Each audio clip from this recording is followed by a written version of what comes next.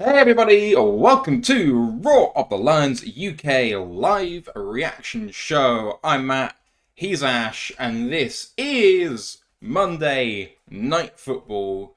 Been waiting all weekend for Monday night, and Ash, the Lions have come off a pretty horrific loss against the Ravens and had to endure everyone else playing. And now we're here. I'm going to confess, I don't like it, but now we're here. Can't wait for it to get started. Although, and we'll come on to it in a minute, reason for concern today. Oh God, yeah, yeah. We'll come on to it. There is some reasons for concern, but I'm excited. We obviously, as you said, we've had to sit down and watch everyone else play. It's kind of nice for me because I got to actually sit down and watch some of the amazing results that happened last night. Not pointing any fingers, but San Francisco losing. That was very fun to watch as someone who is high on the Bengals. But yeah, our destiny's in our own hands now. I know right now we're technically the third seed because Seattle's got half a game over us. But if we win tonight, we're back into that second seed. Are we not? No, they beat us. But we won't we go above them by that half a game? No, they're 6-2. We'll be 6-2. Ah, damn it! Right, But you know they've got a really hard run. They're in the NFC West. They've got yeah, other big teams to play harder than us, I think. But yeah, we just have to get the win on the board.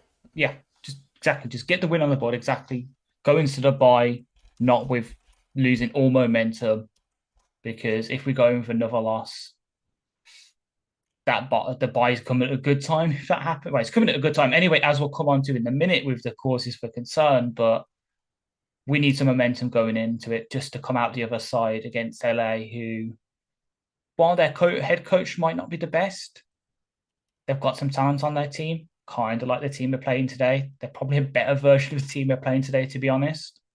So this could be. I don't want to say it's a statement win, but us winning here, going into bye, getting a bit healthy to come out, then facing the more talented You're version right. of this team. You are right. You're right. 5-2 Seattle will be 6-2. We're ahead by half a game. Sorry, ignore me. I'm being a dick. I heard they were It's six fine. and two, and I was like, oh, okay, fine. But they're not at It five makes and two. sense. I think My it's. bad.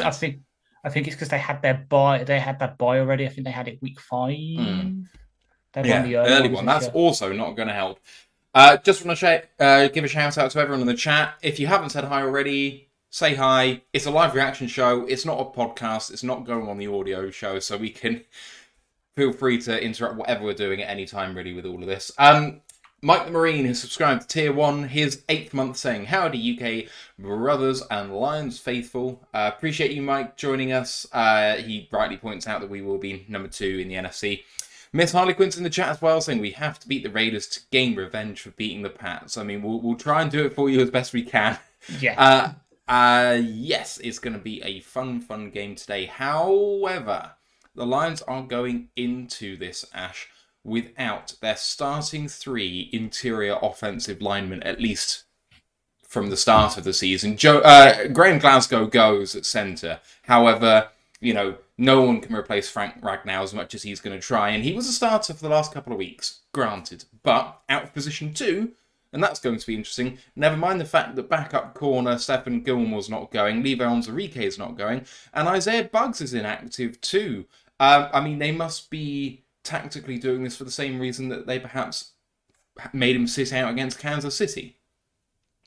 See, it obviously must be a tactical thing, but for me, I wouldn't. As I said on our preview show on Saturday, for me, if we stop the run, if we take away Josh Jacobs from this offense, who admittedly hasn't been how he has been the past couple of years this season, but you take that dimension away from their offense, they don't have that much else other than just force feeding Devontae Adams the ball. And I trust Cam Sutton. I know he didn't have a good game, relatively good game last week to his standards that he's put up so far this season, but I do trust him to keep Adams in check. For me, it's Jacobs and Jacoby Myers. Those are the 2 big threats tonight for the Raiders. So I trust us to keep them in check. What that means is in the interior of the defensive line is that we're going with Lee McNeil, Benito Jones, and backed up by rookie and a person who's not taken a snap in the NFL yet. Broderick Martin is active for the first time, the 3rd round pick for the Lions this time round. So prayers up for him that he has a good start to the season, because we traded up for him in a very big way, and even though he's been inactive for the first 7 games, the fans are going to expect a statement from him first game up, so let's see what he can bring. But the interior of that offensive line is just shredded with Ragnar out and Jackson out, and Halipuluvati Vaitai either not able to go or benched in favour of Colby Sawsdall, another rookie. So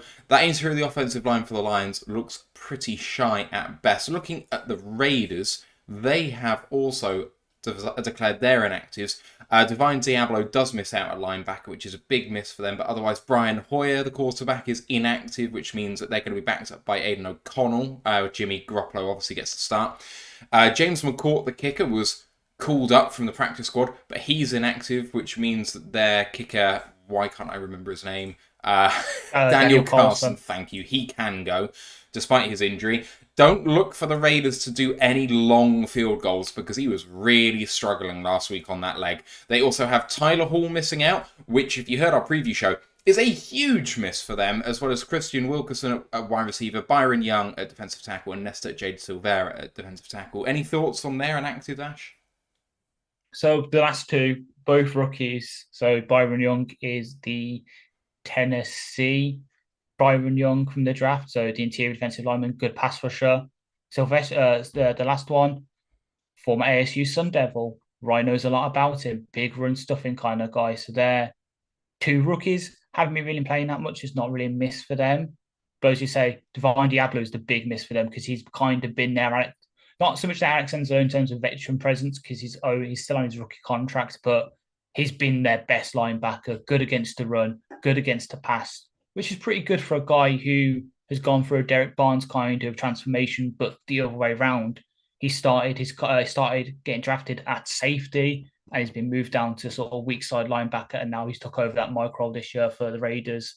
So he's going to be one of the big misses for them. And then obviously, as you said, Hall, who has been one of their best corners this year, him missing as well is good news. But as we said, with the offensive line, probably going to be a lot of quick passes. So it is going to be Stipillane and Landman. I think they're the replacement for Diablo will be. They'll be getting targeted, as will Nate Hobbs, who has been one of the best slot corners since he came into the league 2 years ago, with a certain Jerry Jacobs, who he incorrectly beat out for the PFF rookie team of the season, which annoyed me, because they said, oh yeah, Nate Hobbs is doing brilliantly, but did not include Jerry, who they had graded higher.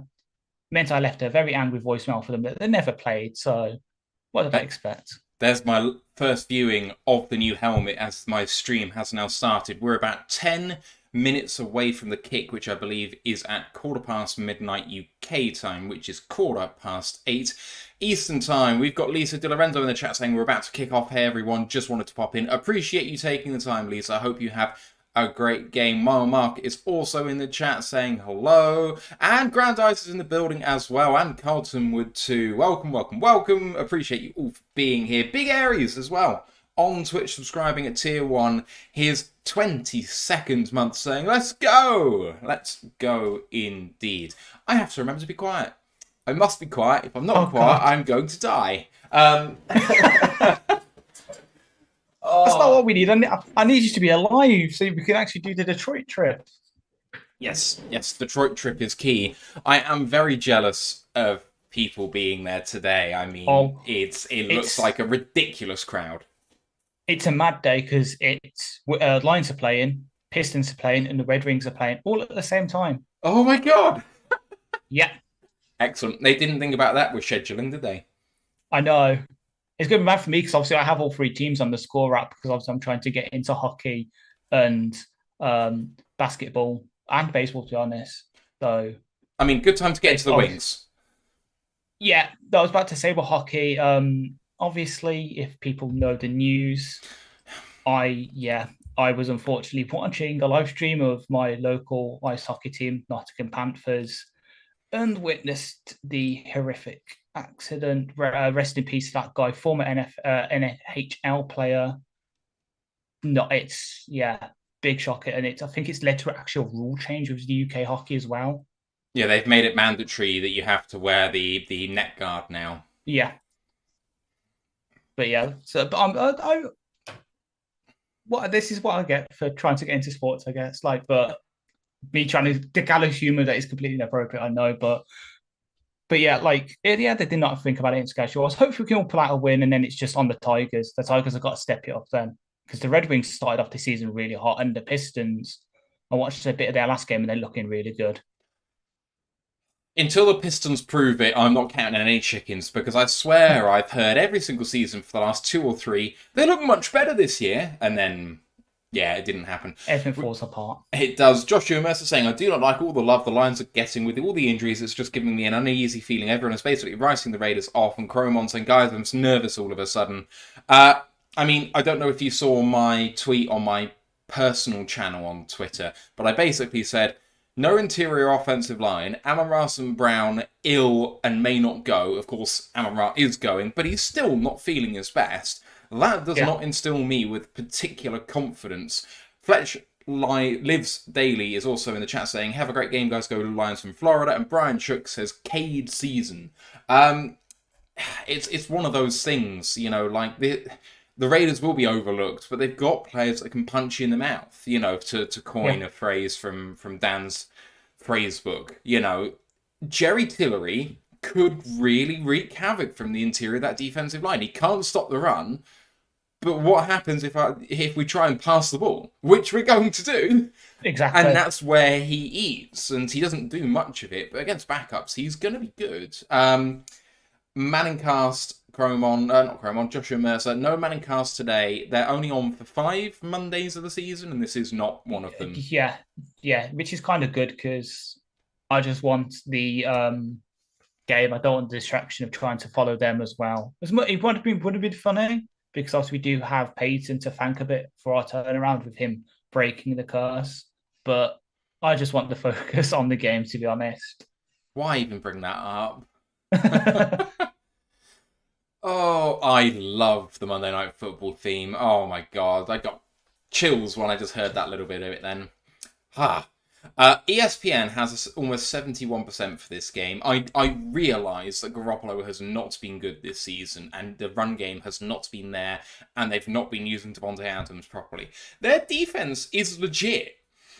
People forget this, but the only team to put up points against them is the Bills. And the Bills at that time were rolling. Like, they were looking like a really good offensive team. So, you know, they're the only ones. I mean, you say that, but you look at the list of quarterbacks they've faced other than Josh Allen, and it probably points a picture wise. Aside from Justin Herbert, they've faced Russell Wilson, who was still in his let's ride Broncos country, actually no offense style. You had Kenny Pickett, you had Jordan Love, you have the Patriots, who doesn't matter who they're trying out a quarterback, they just cannot produce offense to save their lives. Tyler Bajan, and now us. So it's not really a murderer's row of QBs, is it? But at the same time, I do agree they are underrated as a defense. As I said on the previous show, they're worse than some of their parts in a way. Like, they have pieces, obviously. Max Crosby is a beast. As you said, Jerry Tillery can pass rush. They've got a nice rotation of defensive ends, like Tyree Wilson, who was their first round pick. He's barely played. He can do stuff. It's just he was used wrong at Texas Tech. They've got some good corners, and obviously their linebackers are playing pretty well. But they're just not really. It's not really all adding up for them, unfortunately. We are going to need to sync up streams in just a second. I'm trying to get like this because I think I'm having the usual DAZN circle of doom, as I like to call it. Oh, it looks so sick inside Full Field with all of the people with... Oh man, it looks so good. My Marcus saying, wow, Full Field looks amazing. It really does. Chromon just said sync your watches as well. I do think on the little clips that you make, it is a bit jarring when we're not together because we just see one reacting and then the other. And my god, what's going on? Yeah, hopefully that won't happen today. Yeah, fingers crossed. Well, at least for the first half. The second half, it will just be you. Solo going, oh, there's Max Crosby in a Lions jersey. Oh my god. Because I was listening to the 20 minutes in the Huddle podcast where I was walking around Sainsbury's earlier doing my weekly food shop, and they had the Raiders guy, and he pointed out, to be fair, like everyone passed on Max. He wasn't like, oh yeah, we passed someone in the first round. He was in the fourth round. So admittedly, we did take Austin Bryant just after him. So yeah, if the Raiders didn't pick him, we might have picked him. But yeah, it's just one of them where they've just picked a guy and he's developed really well. Kind of like how we did with Amon-Ra. Like, it's just one of them where in hindsight it looks really dumb, but back then it kind of makes sense. Like, when someone's picked on day 3, no one can have any complaints about any team passing on him because every team could say it, including the Raiders. They could have taken him in the 3rd and they didn't. They waited. And like you say, people could say that about Amon-Ra too. I don't think we can claim any props for it unless we can say, well, we knew when he was going to go because we were confident in our scouting on every other team. But it only takes 1 out of the 31 to prove you wrong. So sometimes you got to go and get your guy. And the others are just punts. Anyone in day 3 is a punt. Pretty much. And that's why I'm worried about Colby Saw still starting. He has, for me, not instilled any confidence in his limited reps so far because he's coming a little bit. And while he's not been an abject disaster, he has not been great. Exactly. Yeah.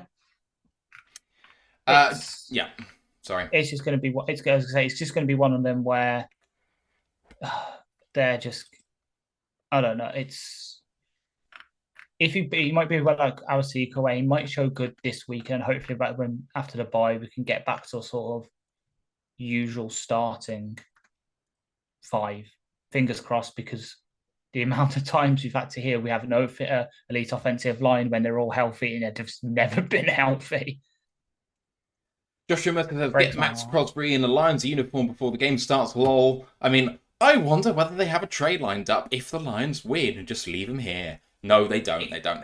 But it has happened in sports before. Unfortunately, I don't have the best example of it because it's a Villa one and the signing didn't work out. But transfer deadline day 2018, Aston Villa plays Brentford.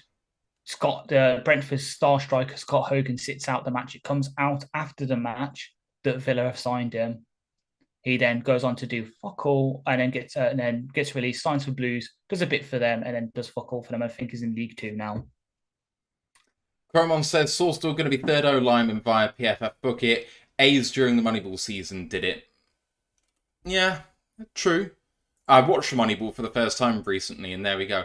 Brian Shook says, does Roar the Lions have a branded ball gang for Matthew to swear so his neighbours don't call in another noise complaint? I mean, yikes. Yikes. No one needs to see that, although the lengths I would go to advertise the pod, no bounds. No bounds. Oh, it's going to be good, though, this game. I cannot wait. Give us your score prediction, people, as we go to a couple of minutes before the game. Cromon has redeemed Matt Drink a Beer. It just so happens that I have one here. It's not a fresh one quite, but it's not too far away. He says, increasing the noise complaints, and then has, I can't see what the emoji is, but it looks like a shit-eating grin type emoji, so... Oh, yeah, I know that. It is kind of like, I just look at a smirk. I'll get one out of the fridge. Admittedly non-alcoholic, because obviously I have work tomorrow and like sun.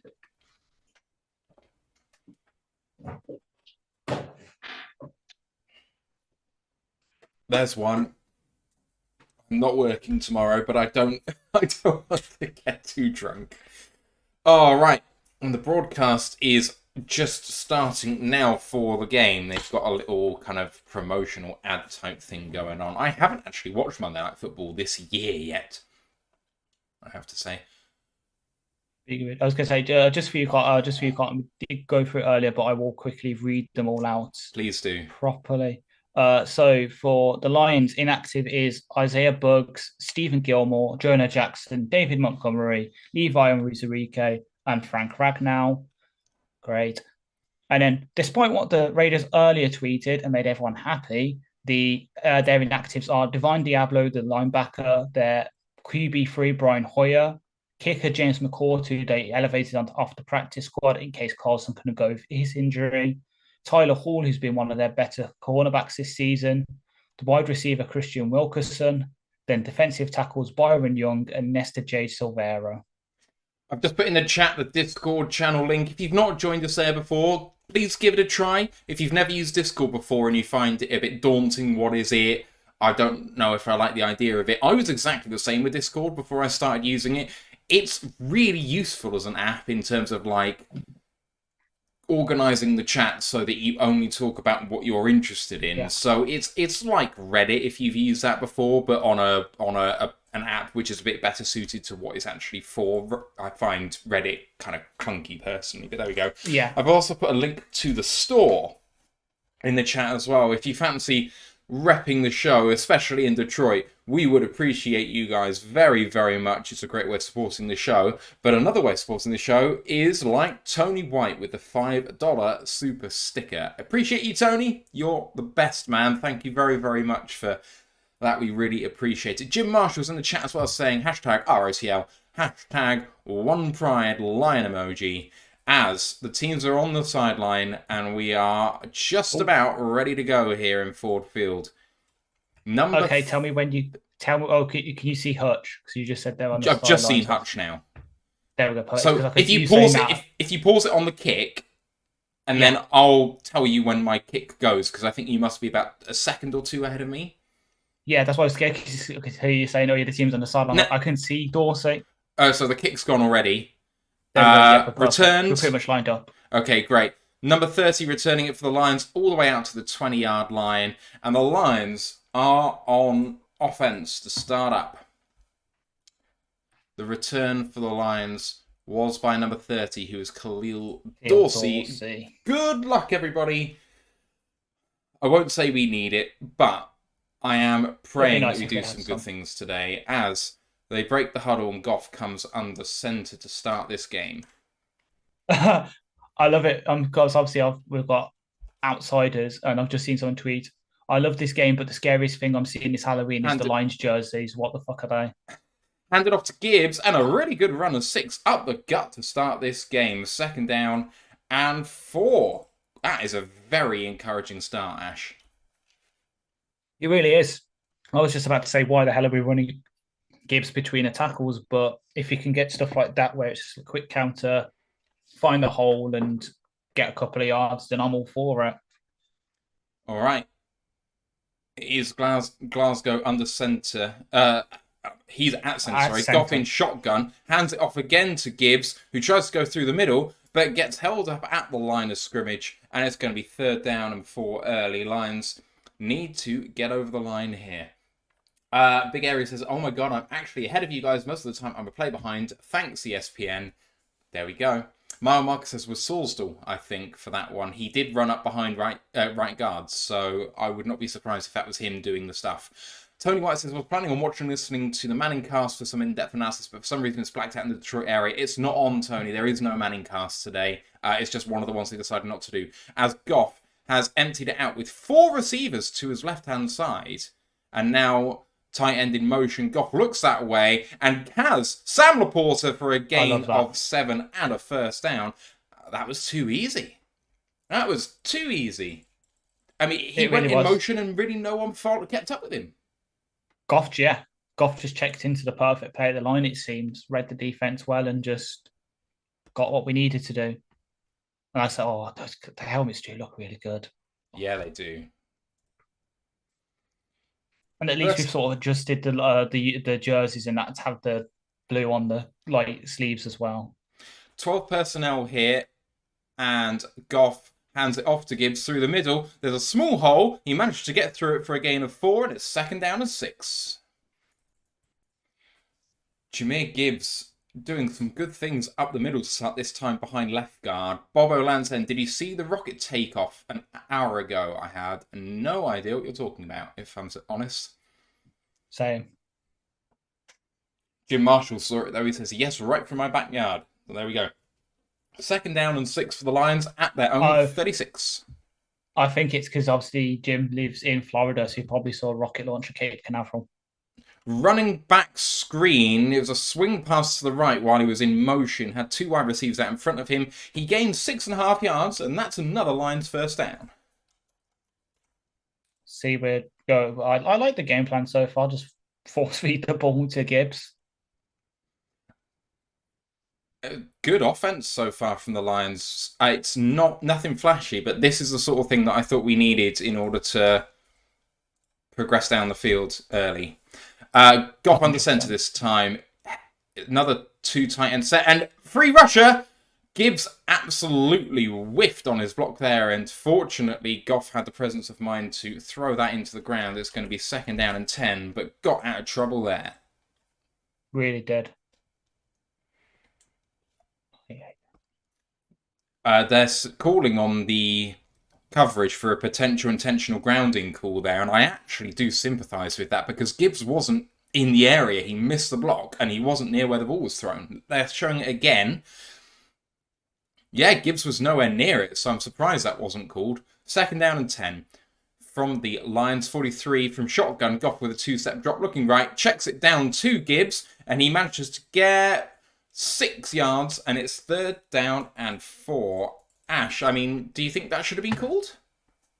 Yes, I'm trying to be impartial. Obviously, it should have been called. Like if it's the other way around, I'd be calling it to be called and saying, "Oh, come on, Cleat," doing his typical thing. But yeah, that should have been called potentially. But we'll take it. It's too late now. They can't. It's Can't in go the back. past now. Can't go back. Exactly.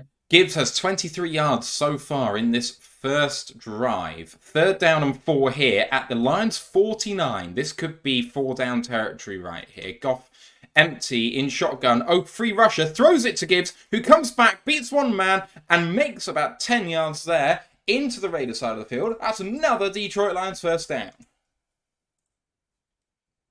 Yes. The machine is here. Right now, so obviously we've had 8 offensive plays. 7 have gone to Gibbs. It's been a damn good drive so far. And, I mean, Goff is just so great at getting the ball out quickly when required. Exactly, which is probably, well, today is definitely a day it's required. So let's continue that on. But obviously, mix in a bit of Amon Rob for me, please. Hand off to Gibbs, running behind left guard. And that's a gain of 4. And it's 2nd down and 6. Jahmyr Gibbs tearing the Raiders a new one and eating up clock too. We are 5 minutes through the game already, and we've only been going 7 minutes. Yep.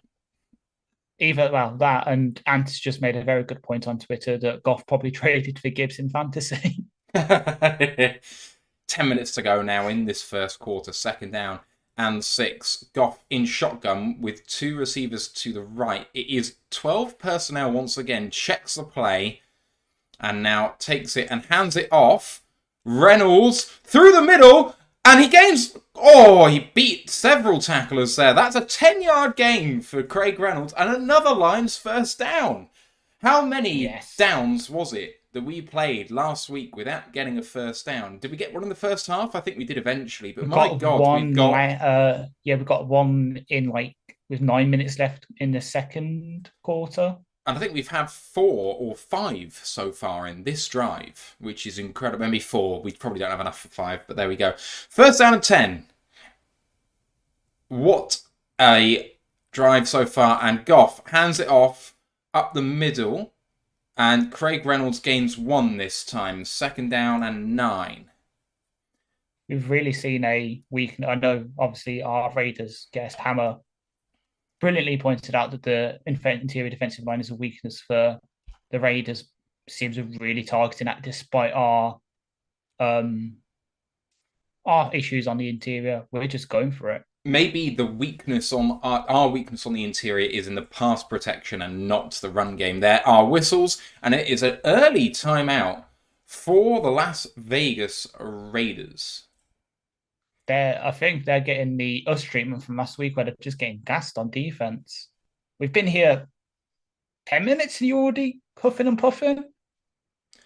I don't know what's happened to the ESPN coverage, but even though there's been a timeout called, their clock reads 50 seconds to go in the first quarter. I'm pretty sure we haven't eaten up almost 15 minutes. I wish, please, just keep doing that to quickly force a 3 and out from them. Just one drive a quarter, win 28-0. Sounds good to me. I actually don't know how much time there is left at this point. 8:37. Someone tell your graphics operator Uh, right. Goff now in the huddle and breaks it. 2nd down and 8. From the Raiders 26 and changes of play, goes from shotgun to under center.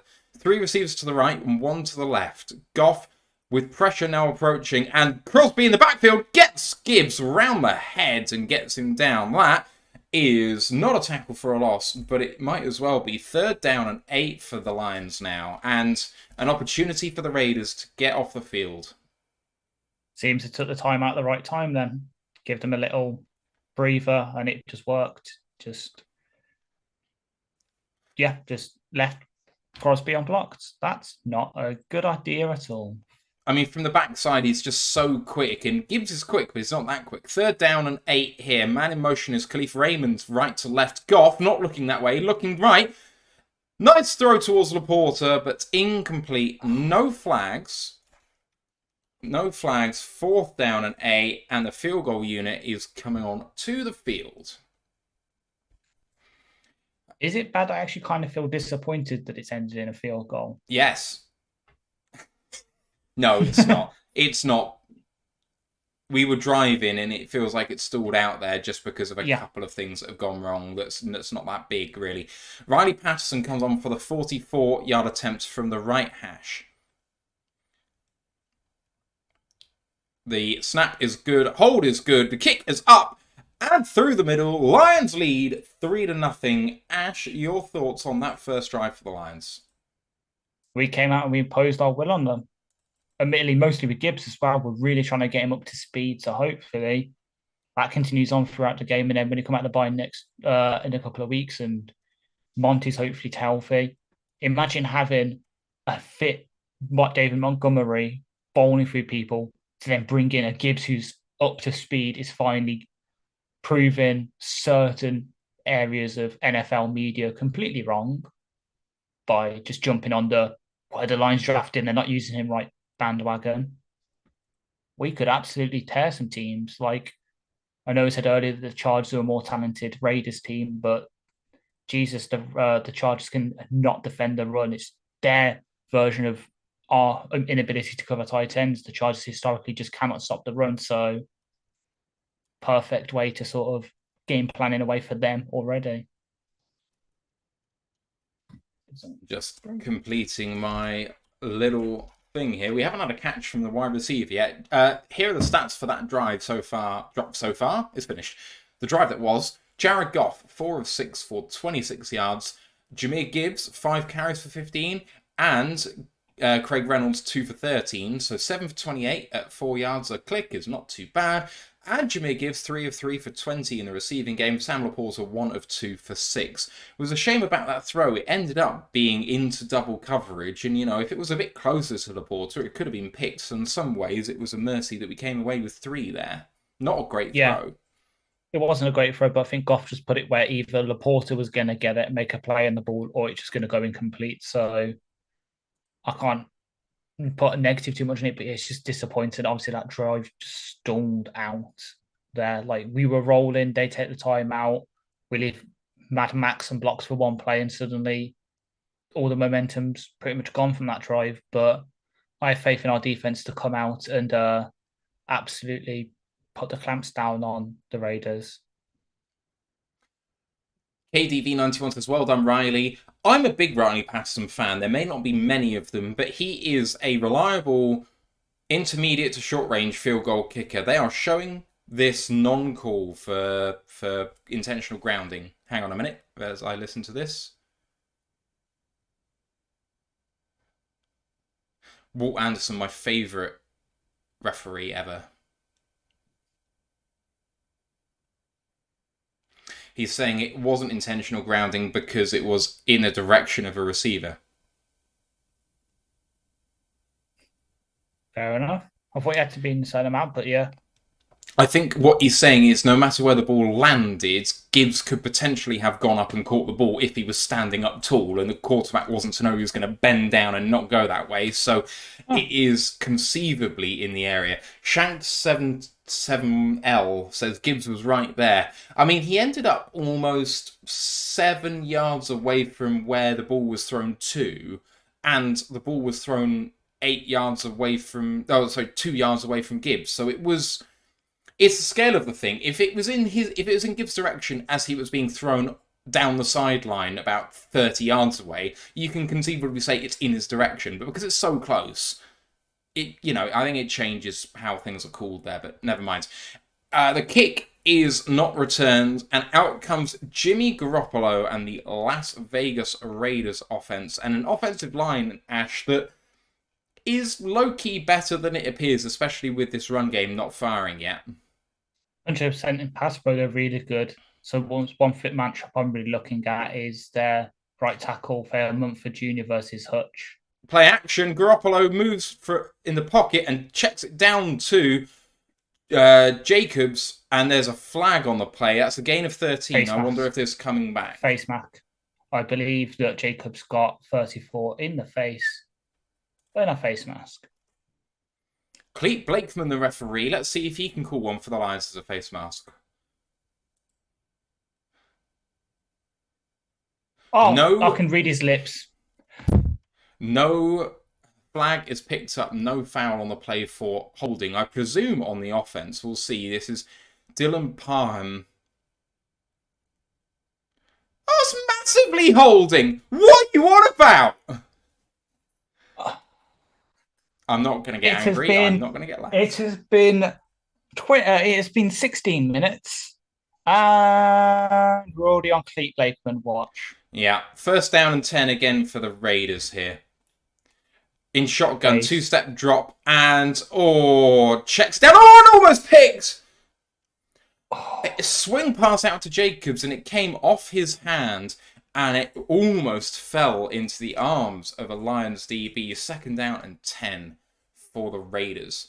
Cleet Blakeman pats Aleem McNeil on the head as if that's going to make up for that egregious non-call. Exactly. So I'm just trying to see base. Zone. Second down and 10. They are in the strong eye, and they hand it off, and Jacobs reverses field. Hit by Brian Branch. Tackle for a loss. It's Tracy Walker. I do beg your pardon. Third down and 11. Remember, the way to recognise Brian Branch is look for the green mouth guard on the back of the helmet. That's a very good point. It's like they're calling it third down. Yeah, it's his calling card, isn't it? It's his own version of the green dot instead it's the green mouth guard.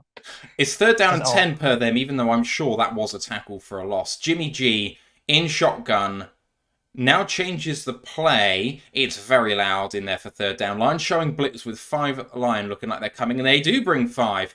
Garoppolo tries to escape to the left-hand side. Does he have any running room? He does. Anzalone hits him short. He's about a yard and a half shy. Great play by the Viking.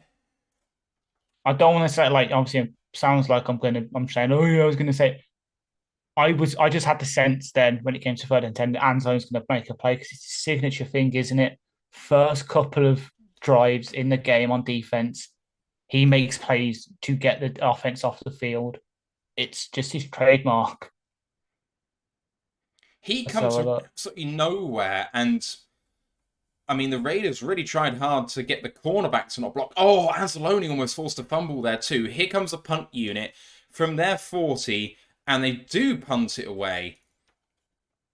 Fair catch called for and taken at the 11-yard line by Khalif Raymond, and the Lions have got their stop, and they take over. Ash, good start for the Lions defense. Yep. It would have been an even better start if certain people could do their jobs properly. But what do we expect? We came into this game knowing what was going to happen. So to push that to the side, what a play by Alex Anzalone. As I said, literally 30 seconds ago, you can always count on him to make plays early in the game to get the offense off the field for our offense to come on and make plays. So long may it continue, and hopefully Jimmy can do us solid and throw some takeaways today, because I feel like some of the players are hungry for some nice takeaway pizza.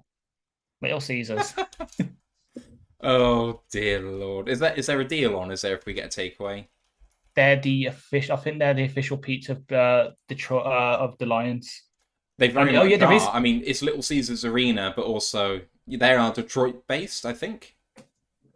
I'm pretty sure they are. I could be completely making that up, actually.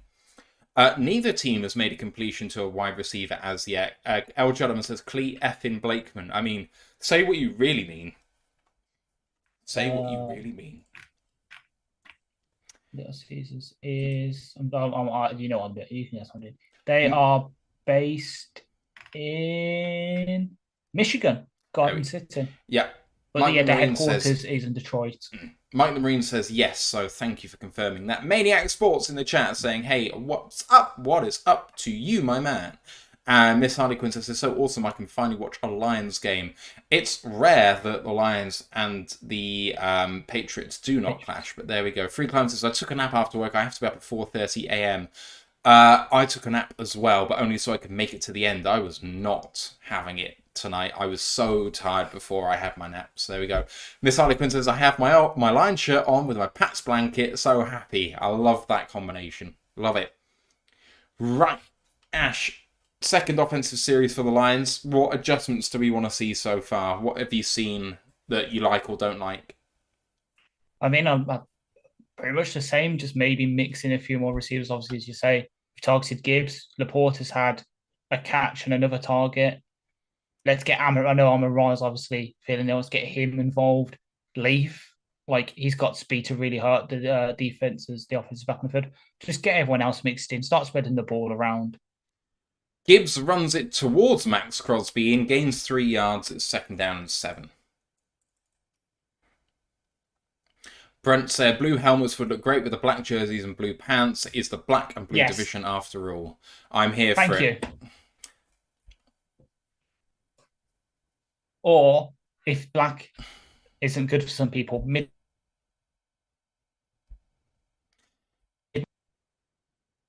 Second down and 7 here for the Lions. 2-step drop for Goff. Looks left, doesn't like it. Goes back to the right. And what a catch by Josh Raymond. It's fumbled and recovered by the Raiders. Oh, no. Oh, no. And it's Robert Spillane who's recovered it. But Luke Masterton, the backup linebacker, and Goff put it on Reynolds, who made a great catch. But as he's spinning around, it's a really good play by the Raiders to rip that ball. And it came almost straight back into Spillane's hands. And the Raiders are in great position here to put some points on the board. Pain. Thank you to McSperiment, who subscribed to Tier 1. His 12th month, currently on an 8-month streak, says, Happy Monday all. Appreciate you, McSperiment. And the Raiders now on offense at the Lions' 26-yard line.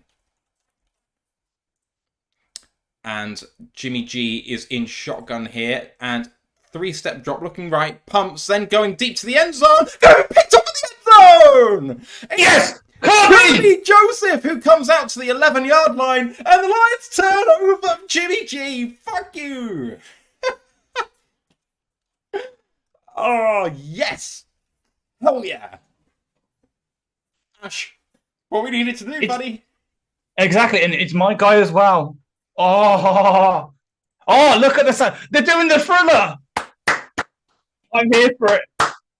That is a great group celebration there. Let's have a look. Right in front of Adams, just jumps the ball. I mean, it's a terrible throw. Awful throw. It is.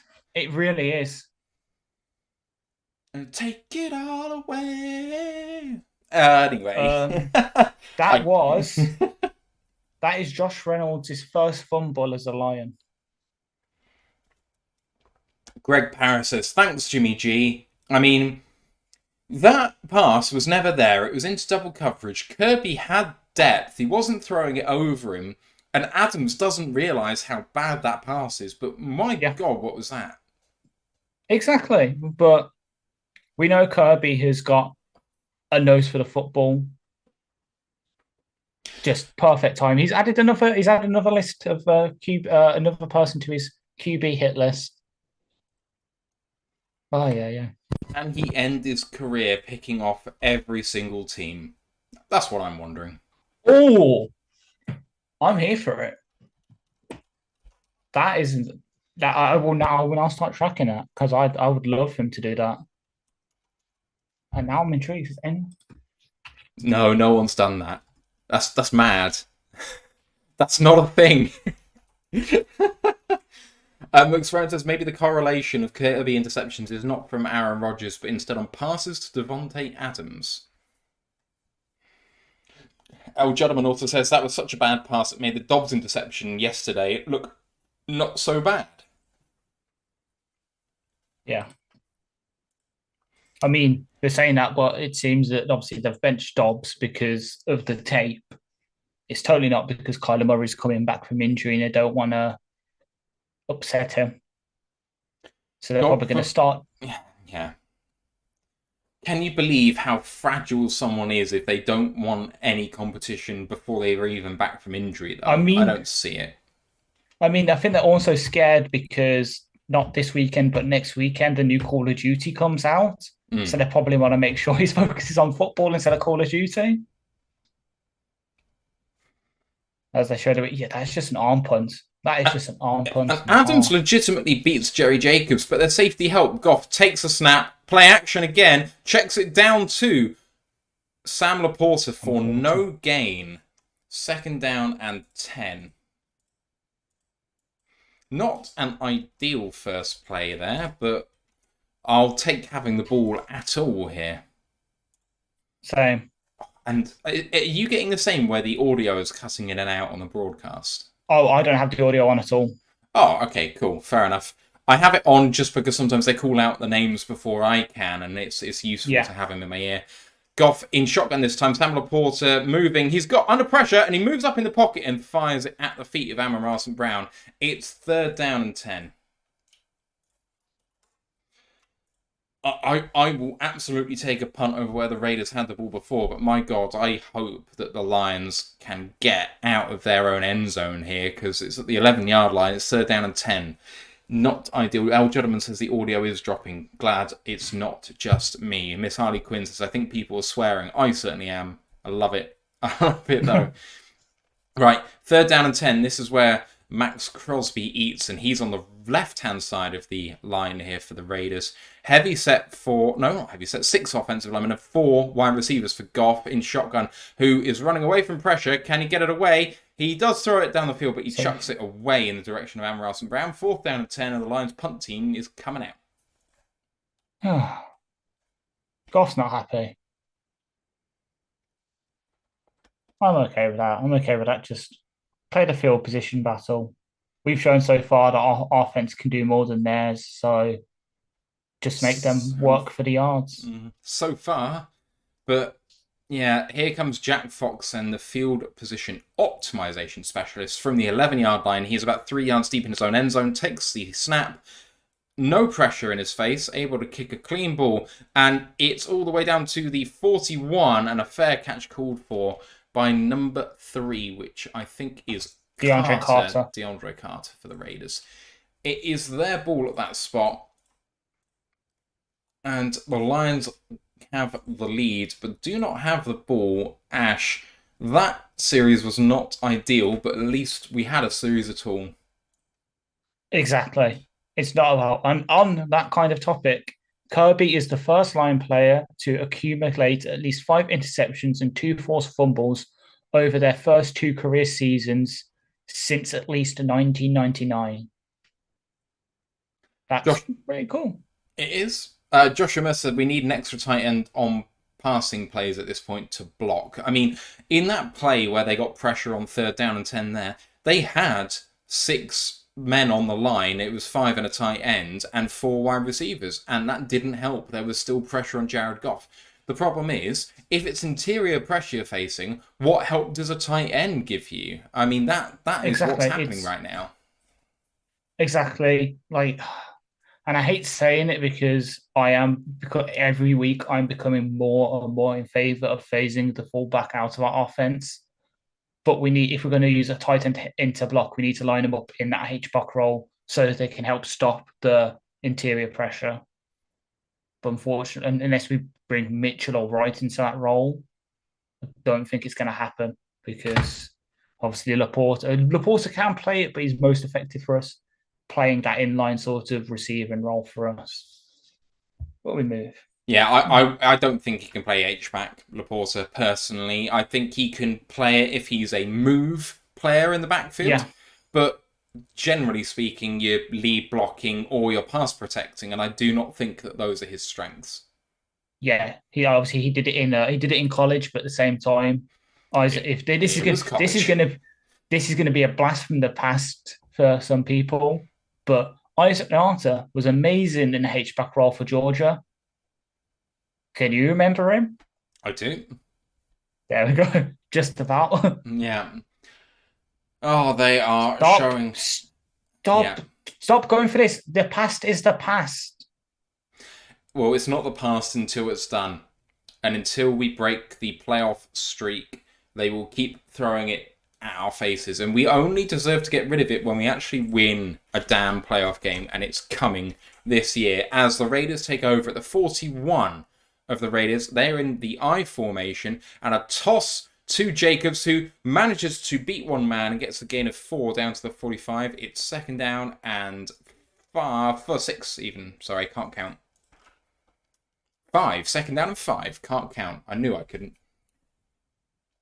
If only you didn't have to do a job that involved numbers. I don't have to be good with numbers to do my job. Yeah. Snap taken and up the middle, and Jacobs with a gain of 4, third down and 1 at midfield. And that is really encouraging for the Raiders to get 9 yards on the first 2. They're going quickly here. Tempo. Garoppolo snaps it. Jacobs tackled in the backfield. That is a loss of a half yard. Aleem McNeil stopped him, and it's 4th down and 2. This is 4th down territory, though. They're staying out there. Are they? I was going to say, because usually McDaniels is very conservative. Oh, actually, that was tackled by Anzalone. McNeil almost got there, but Anzalone was the one who actually made the tackle. Here they go. The Raiders 49. 4th down and 2. Garoppolo takes a snap, looking to pass, looking left, now looking right, trying to escape, looking to throw, going a bit deeper, and receiver falls over. That's Hunter Renfrow who is targeted, but that is incomplete. There are no flags, and the Lions take over on downs around midfield. Ash, what a great field position. What a set of downs by the defense. Yeah, and I'm just confused. What are the Raiders doing? Don't they know that they shouldn't play their trade bait players in case they get injured? Jacoby Myers was covered by Josh Jacobs. What am I on about? Jerry Jacobs. And Jerry contacted Hunter Renfrow here. He ran into him. That potentially could have been called as illegal contact. I am surprised that Cleet Blakeman has not called that, but you know. I mean, you know that Cleet pretty much only calls phantom penalties. Not when it's against the Lion. Oh, yeah, I guess so. Anyway, Goff hands it off. No, he doesn't. Play action. Lovely throw out to Amon-Ra Brown with men in front. He beats a couple, and it's a gain of 12 and a Lions first down. There is a flag on the play. Oh, please don't. And I think this could be a block in the black. Oh. Cleet is talking to the sideline judge.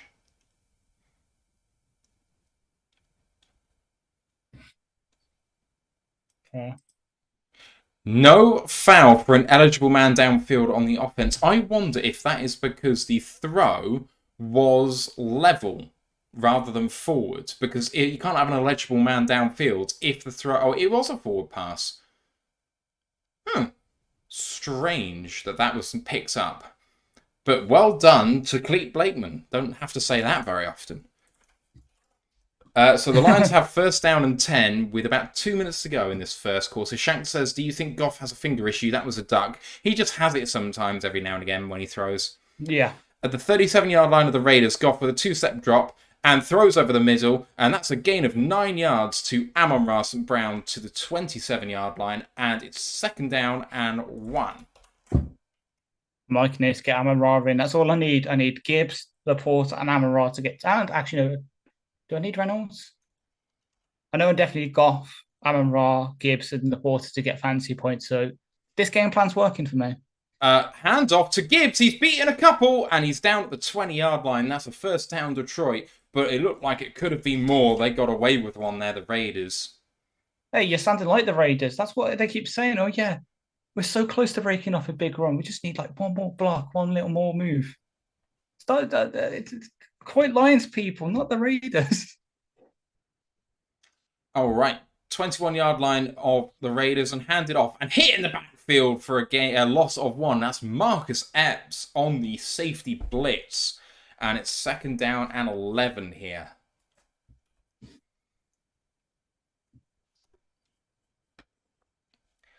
$50 seconds left in this first quarter. Mile Marcus says, I'm impressed with the chat staying so good when the UK are 1.5 plays behind us. Appreciate you guys, but don't worry about that. You can absolutely put the comments in the chat. Exactly. It's fine. 2nd down and 11. Have you not seen our streams? Well. 2nd down and 11. Goff is in the shotgun here in 11 personnel. Reynolds going left to right. And Goff is targeting Reynolds. And he was hit very well by number 21 of the Raiders. And it's 3rd down and 11. It was a good throw by Goff. And, it's Jameson Williams. My bad. Looked like Josh Reynolds. It looked like number 8, but it was number 9. I reserve any comments. I'm not making any comments on this. It was a good throw by... actually, he was slightly behind him. He came back for it, in and out of the hands. Robertson was coming to hit him, but should have made the catch, potentially. 22 seconds left. 3rd down and 11. Goff with a 2-step drop out of shotgun, looking, could have got sacked. Good throw to Khalif Raymond. He gets the first down all the way down to the 8-yard line, and it's 1st down and goal Lions. Come on. All right. We are going. Yeah, I think that Goff throw was about a yard behind where it should have been. And yeah, he should make that catch, but coming back to get it, not ideal. Looks like this is going to be the end of the quarter here. It might, but I don't want to comment too much on JMO because obviously the discourse on him is big as it is. It's so toxic. It is toxic, but I think he could have come back to what we saw him at Tampa make a play on the ball, admittedly on the other side of the field, so the left-hand side, but he came back for a ball. And Robertson, yeah, he was coming in, but he still had a good yard half separation to do it. So I don't know. It is what it is. He's got the buy now to work on it, hopefully. All right, we are at the end of the first, and I have updated my graphics. So let's see the scoreboard for the first time today. The Lions are 3-0 in the lead, and they are 1st and goal as well. Goff, 6 of 10 for 39 yards. Jahmyr Gibbs, 8 carries for 25 yards. And Amon-Ra St. Brown, 2 receptions for 20 yards. The Raiders on offense have been anemic at best. Jimmy G, 1 of 4 for 12 yards and an interception on his return from injury. And Josh Jacobs has 4 carries for 8 yards. Ash, you said it earlier, but the Lions have proven so far that they can get it done on offense and the Raiders can't. But if they don't come away with points here for whatever reason, or only come away with a field goal, it's only a 1-possession game and it can all turn on a dime. So important for the Lions to finish this drive off. Exactly, yeah. So I know keep getting the points is always good, but yeah, we need to start putting up a gap because as we've well seen from ourselves and from other teams, it takes one play to completely switch the momentum of a game. So just get the touchdown here. We're in a good position. Technically forward, let's say it's like 4th and 2. I'm probably going for it. We've got 4 downs here to get 6. Just go for it. Experiment says the passes are always off to JMO for whatever reason. I like that play. He's so fast that he was wide open. Just needed to throttle down earlier, evidently. Joshua Mercer says, I'm not disagreeing that JMO needs to catch that and his basket catch the problem, but that was not a good throw from Goff at all. The pressure is getting to him so far. What are your comments on the first quarter so far? And there are lots of people laughing in the chat with you, Ash, I think there, but there we go. Yes, I find people finally like my puns. I thought of that. Surely say it ain't so, you know. as I we mean, you saw the come, Discord earlier. yeah, I've I got did. everyone. I've got to hear making bad puns. He was making a very good place in tune one. I love it. Right, Lions are first down and goal from just inside the 8-yard line. Goff is under centre in 11 personnel with Brock Wright as the tight end moving from right to left. The Raiders have 6 on the line and they're bringing heat. Run up the middle to Gibbs and it's a gain of 1, second down and goal from the 7. Oh, Isabella's a good costume. Miss Harlequin is a very good costume. I'm going to be a wizard. I'm trying to work out the nail polish for it, but we move. Second down and goal for Jared Goff and the Detroit offense. And this is again 11 personnel. Amon-Ra this time moving in motion right to left. Goff takes a snap and it's a toss play to the outside. And Gibbs with a head of steam. There is a flag for a Decker hold. And this is going to become a back 10. Why? The fact that I was saying, you could probably read my lips saying, run it outside, run it outside. And they did. And but... they did, exactly. And just after I defended Decker in the Discord as well. I saw it a mile away and I just wondered whether it was going to be cool, but it was. I will say, I don't mind second down and 17 versus third down and goal from the 7. But, I mean, Decker had him almost round the throat. It was a really bad rep. And even if he was let go there, Gibbs was versus 3. That was not a well-blocked rep.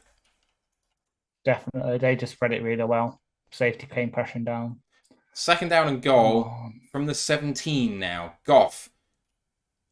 Running it, and it's a delayed handoff to Raymond, who gets hit in the backfield for a loss of 2. That's overthinking it. That was overthinking it. Third down and goal from the 19, and the Lions are potentially getting a bit too tricksy for their own good. With Craig Reynolds in the backfield there, Goff then runs it to the right and hands it off to Raymond. I think it's a well-designed play that's just executed badly. Third down and goal from the 19, and at this point, you just don't want to give up an interception and take some points off the board here. Goff might hand this off. It's a quick throw to Khalif Raymond. Well blocked up front. Khalif gets all the way down to the 7-yard line, but it is 4th down from that spot. Got 12 of it back, Ash, but did not get it all. The Lions are going for this. What on earth? Well, to call back to what you said a minute ago, what's more scary for you, 3rd and 7 or 4th and 7? Because we're getting that 4th and 7 it's now. 4th and 8 where they've it's even worse. The 3. Take the 3. What are you doing? Take the 3. They're not going to jump offside. You need to have success with this play 50% of the time or more to make this work. Goff, I think, is trying to draw them offside and get a bit closer, and that is delay of game on the offense. They know exactly they weren't going to jump offside. They knew exactly what we were doing. There was no threat from us going for it there because it's too far out. But if you got half the distance penalty, then 4th and 4, maybe you go for it. Yeah. Riley Patterson now comes out. They just weren't going to go for it.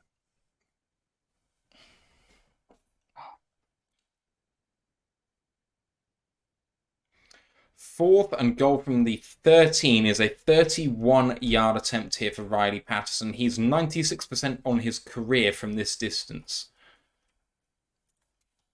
Snap is away, hold is good, and the field goal is good. Lions have extended their lead to 6-0. But Ash, that feels like a slight disappointment. Yep.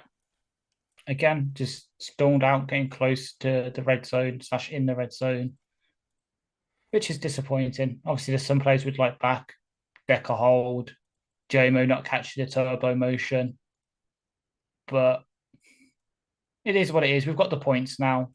We just need to hold them to maximum field goal, and then hopefully about 7-6 minutes left on the board, just take a nice long sustained drive, bleed down the clock, score a touchdown, because they're getting the ball to start the second half and we don't want to give them an opportunity to double up in a way, score to going into the half and come out the half, score themselves, and suddenly they've got the lead.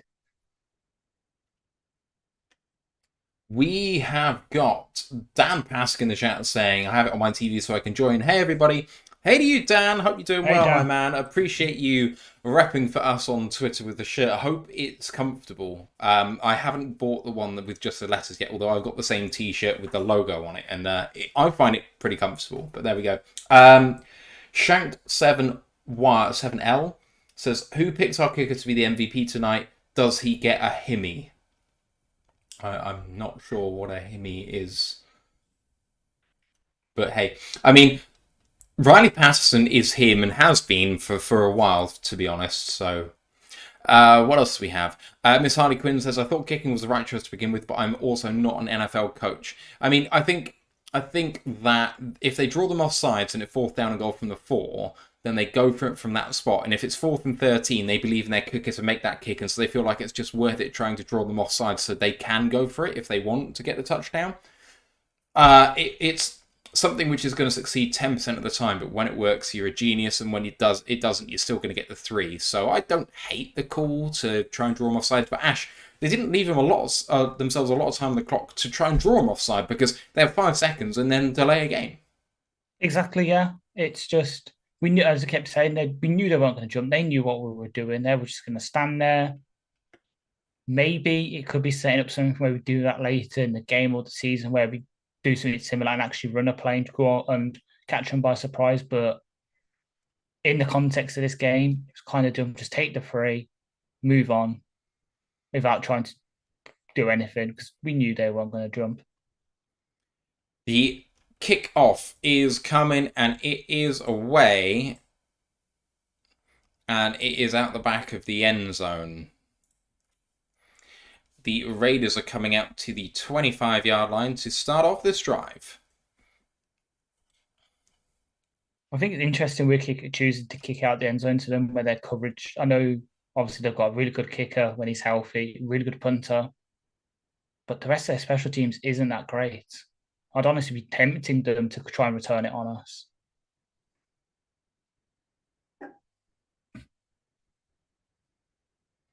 Right, Garoppolo is having to holler out there to get his calls out. He's under center here, and he takes a snap, hands it off to Jacobs up the middle. They got a bit of push, but they only gain 3.5, and it's 2nd down and 7 or 6.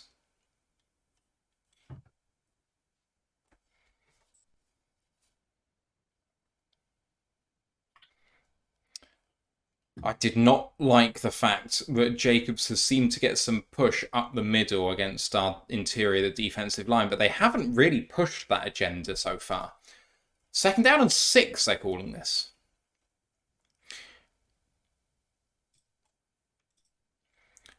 They've emptied it out here, Garoppolo, in shotgun. He takes the snap, looking right, looking left, tipped to the line and almost intercepted by Alex Anzalone.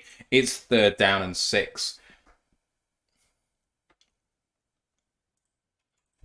3rd down and 6, and a really good paw up there by Aiden Hutchinson. Let's see who that was now on the replay. No, I think it's Aleem McNeil. Of course.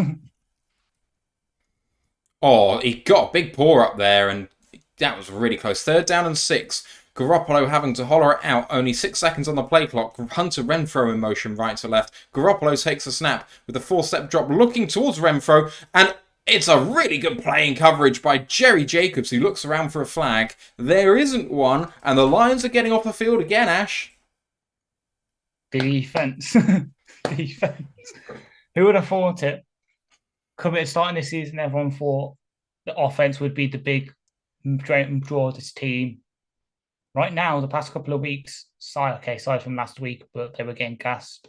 The defense has been the driving force of this team. And it's nice. It's nice to know we have that dimension where all 3 sides of the ball, technically, with obviously special teams, can come out and do stuff for us. Fair catch called for at the 21-yard line for Khalif Raymond, and the Lions take over at that spot, the 21-yard line of Detroit. And they are 6 points up, looking to go up by more than 1 score, even with a field goal, God forbid. What else do we have here? Dan Pass says, Matt, here's what I found online. It's like you're doing your best Siri impression, Dan. He says, Himmy, 1. Often known as a pimp with a stellar amount of swag, the life of the party is blessed with the elephantitis of the genitalia region and has a body odour of citrus love juices. Women want him, men want him, gods and goddesses want his seed. Laughing, crying emoji. Laughing, crying emoji. Love it. I wanted to read that very, very much. Brian 3 Cushion says, I'm from Michigan, but the last 5 weeks we've been in South Korea, and the only way to keep up with the Lions is through you fellas. I really appreciate your play-by-play. Thank you.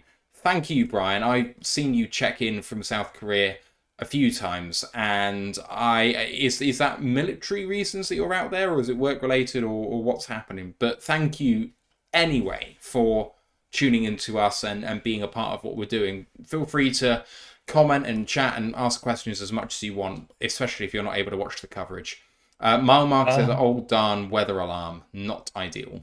Not ideal. Well, we have the latest report from our sideline reporter, Ryan McCluskey, who is reporting that Renfrew has the dustiest headline in the league, man. Oh. Jeez. I'm just reading Discord now. If you haven't joined our Discord channel, join our Discord channel. Just do it. It's really nice. It's full of really lovely people, and I'm going to put the link in the description once again. In the description, in the live chat. Harley Quinn says, I keep waking up my dad with jumping up and down. Your dad's asleep? He can't be sleeping during Monday Night Football. That's not allowed. It's only 9 p.m. It's 1 a.m. here. If I wake up my neighbours, I'm dead. Oh God, you're true. I cannot get too excited. Oh, they're showing an advert for college football, and what fun it is at the moment, Ash. With yeah, you don't have to tell me. So the CFP. Oh, we're coming out very, very quickly here. Lions on offense. Goff is in shotgun as the referees hold it for the TV timeout just to finish, but we can still see the field. Visiting his wife's sisters on vacation, Brian, 5 weeks. Some stint. Nice. All right, and Goff, ready to go. It now comes up to the line, changes the play, and makes it a heavier set with 2 tight ends on one end of the line. Goff with play action. Can't block the lineman, but good throw to Amon Brown, and he's beating his man. He's going down the sideline, and he walks out of bounds after a really big gain. I have no idea how big that gain was, but it was huge. 44 yards, according to ESPN. 44 yards. So from the 21-yard line, that takes you down to the 65, which is otherwise known as the Raiders' 35-yard line. And Amon Brown faced pressure from left guard, who is our seeker. But an on-time throw to Amon Brown, the chemistry between those two is so refreshing. It really is. Like I loved the videos in the off-season of Goff throwing blindly. What the? Jet sweep to Jameson Williams, or pop pass to Jameson Williams in the backfield, and Max Crosby hit him in the backfield for a loss of maybe 4 yards. What the hell happened there? I mean, that isn't on JMO. That's on helmet to helmet. Also, like unnecessary. Oh, that's an awful hit. Exactly. You've seen flags thrown for less. Like his helmet literally came off. The hell was that? 2nd down and 16. 10 minutes to go in the half. And Goff in shotgun, 2-step drop, pressure in his face. He's escaping to the right, throwing downfield. Lovely catch. There's a flag on the play. Amon Brown down at the 15, but this one's going to be coming back.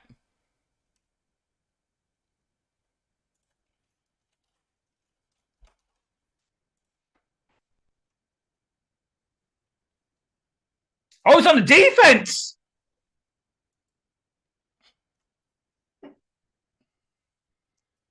Lee Blakeman in a heel turn has called for the Lions. I do not want to make any suggestive comments, but someone on the Lions must have done something very nice for him. Oh, Amon-Ra did get caught in the grill before he caught the ball, like way before. Amon St. Brown is him. He's already 88 yards. I'm loving it. Give me those. From shotgun, Goff looking left, and a really good throw and catch to Sam Laporta for a gain of 9, and it's 2nd down and 1 from the 7-yard line. So the Lions could have 5 plays from this position if they convert for a first down. I know it's another sports town who we won't like, but at the same time we're flying to there next year. Is this the Amon-Ra flu game? 9 minutes to go in this first half. 2nd down and 1 from the 7. Goff in shotgun and throws it backwards to Amon St. Brown. He should throw it away here, but he's going to take a tackle for a loss at the 10-yard line. It's going to be 3rd down and 4. Goff's throw was backwards, and if you have the presence of mind when you're outside the pocket to throw it away there, you should do that because that would be incomplete. Oh, it was designed for him to throw the ball. Oh, Khalif Raymond is asking for it, and he's totally free, but I think Amon-Ra, I think, is so small that when there's players in his face, he decided to clutch it. But 3rd and 9, sorry. 3rd and 9, and snaps it at the 15. Goff throwing, tipped at the line, incomplete, and the Lions at 4th down and 9 are going to be going for another field goal.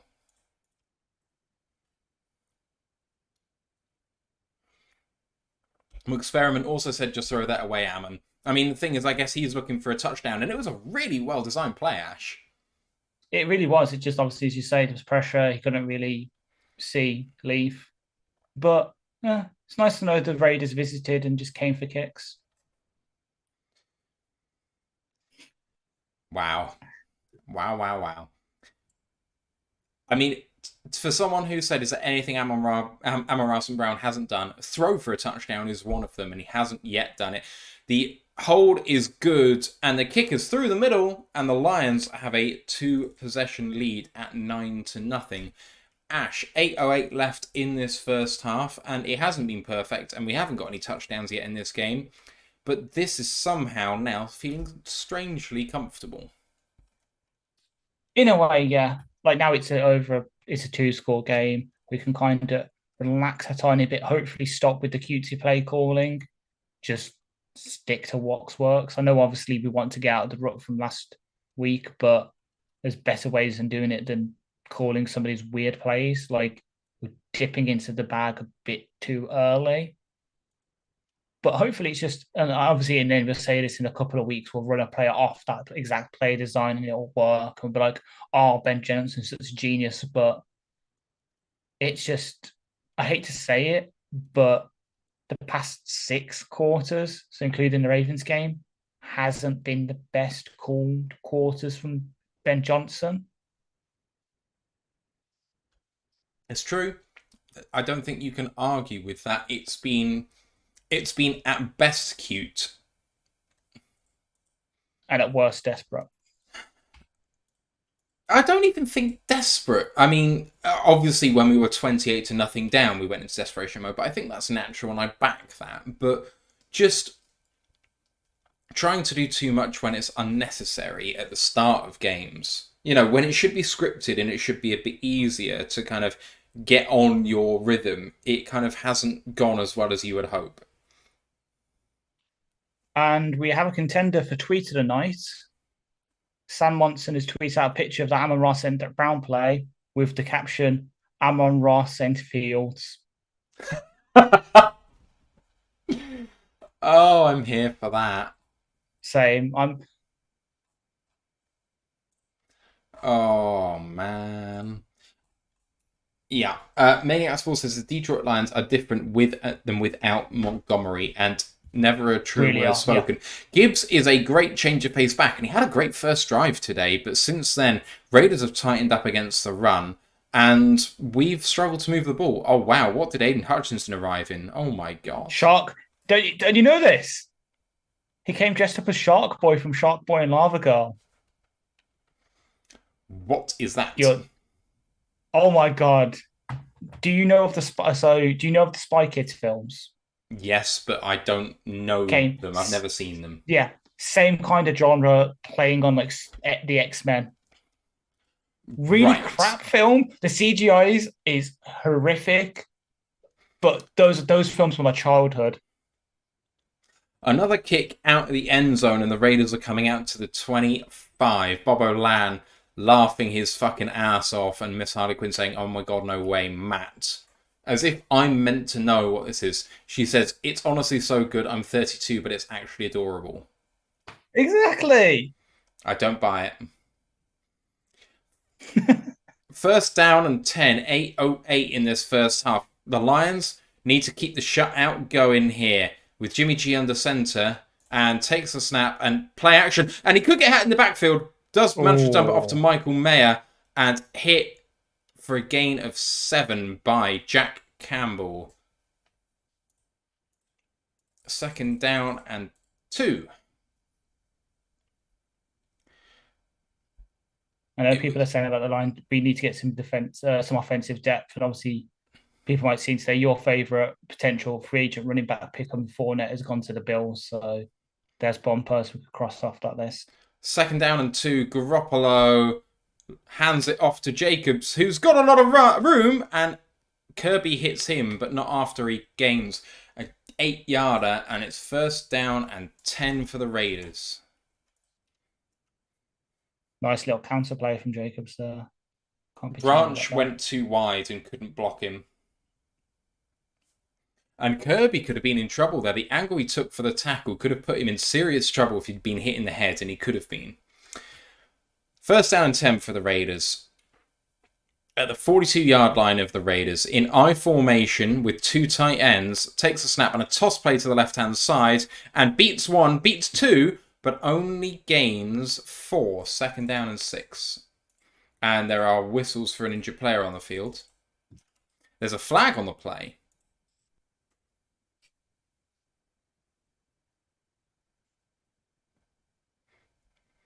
Cleet Blakeman.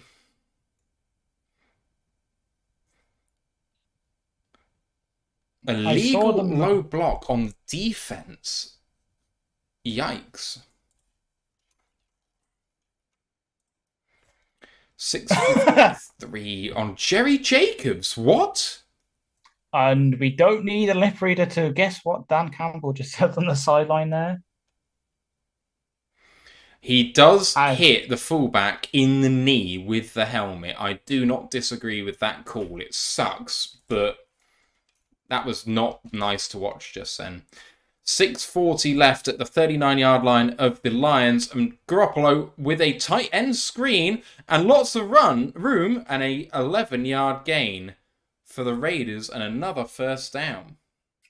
Miss Harley Quinn with a $5 super chat saying, Matt, during halftime, watch the shark dance from Shark Boy and Lava Girl. I may well do that, although we'll be breaking down all of this during halftime, and Ashley is going to be popping off for some sleep, some well-earned sleep before work. So I'm going solo, so I may not have time for you, unfortunately. First down and 10 with 6 minutes to go as they are progressing down the field at the 28-yard line. In I formation, Jimmy Garoppolo takes a snap and hands it off to Josh Jacobs up the middle, and navigating some space and gets to second down and 3. There's so much room in the interior of our defensive line, Ash. Yeah, I was just about to say, it's coming back to what you said a couple of drives ago, where there's a weakness there. There's some getting them space, and never really went for it. Now they are, and people on Twitter are right. This does feel like a situation we could have used bugs in. 5:30 to go in this half. Second down and 3. Garoppolo hands it off again to Jacobs, and it's another first down after a gain of 6, all the way down to the 15 now, I think. First down and 10 once again. Clock is winding here, and the Lions need to tighten up and not give away a touchdown here and give themselves enough time to put some more points on the board.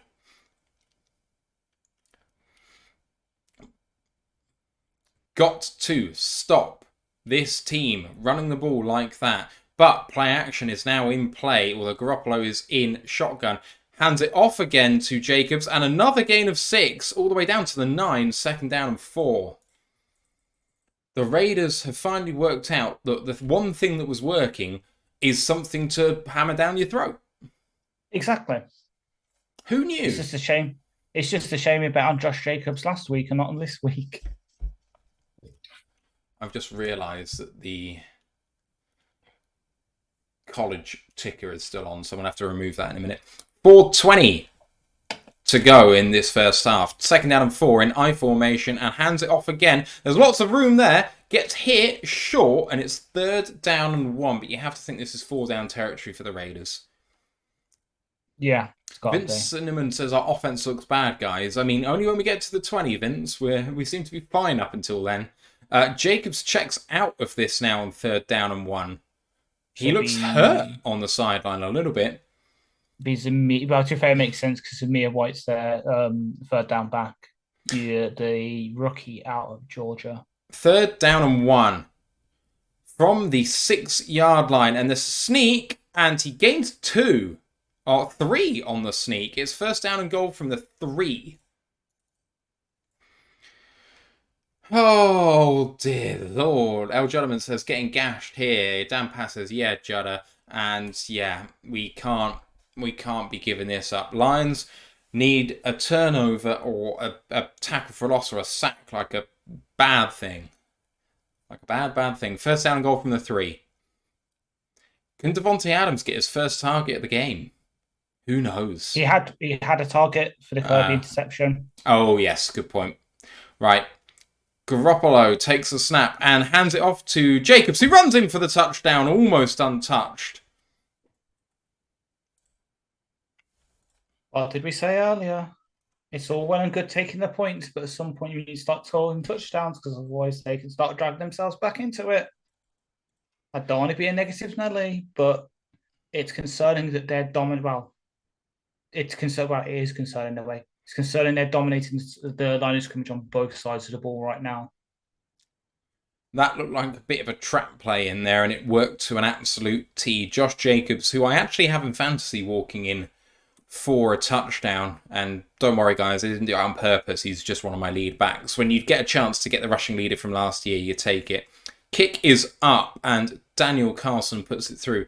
It's 9-7, but the Lions are getting the ball hopefully last in this half, and with a chance to put points on the board.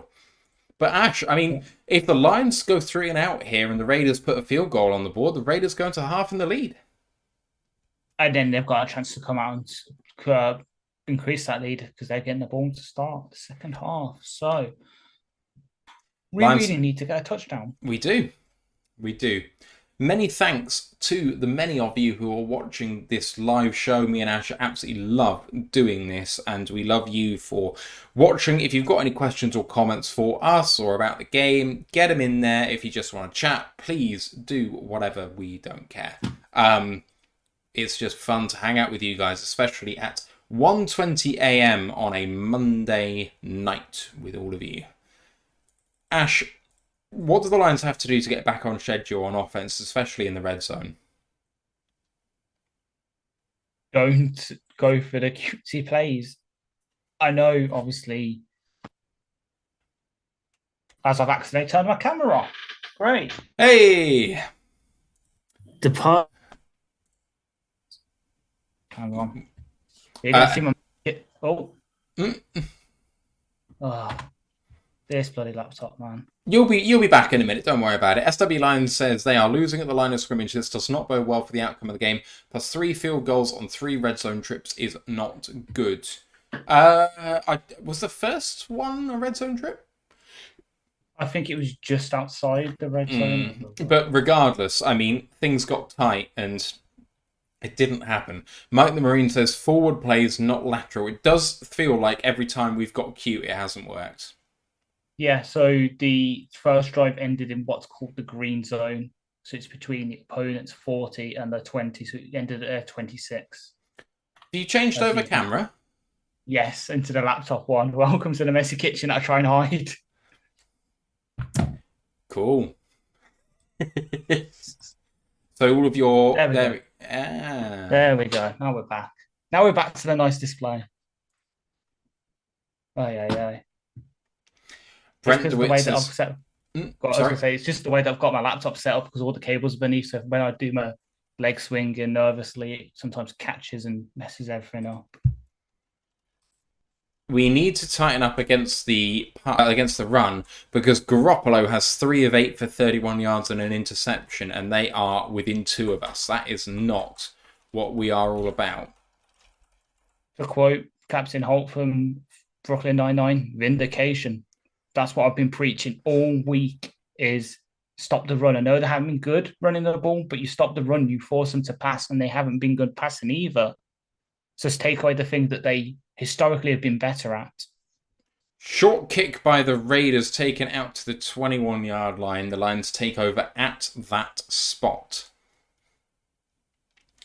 Joshua Mercer says the most annoying part is we are dominating time of possession before that drive.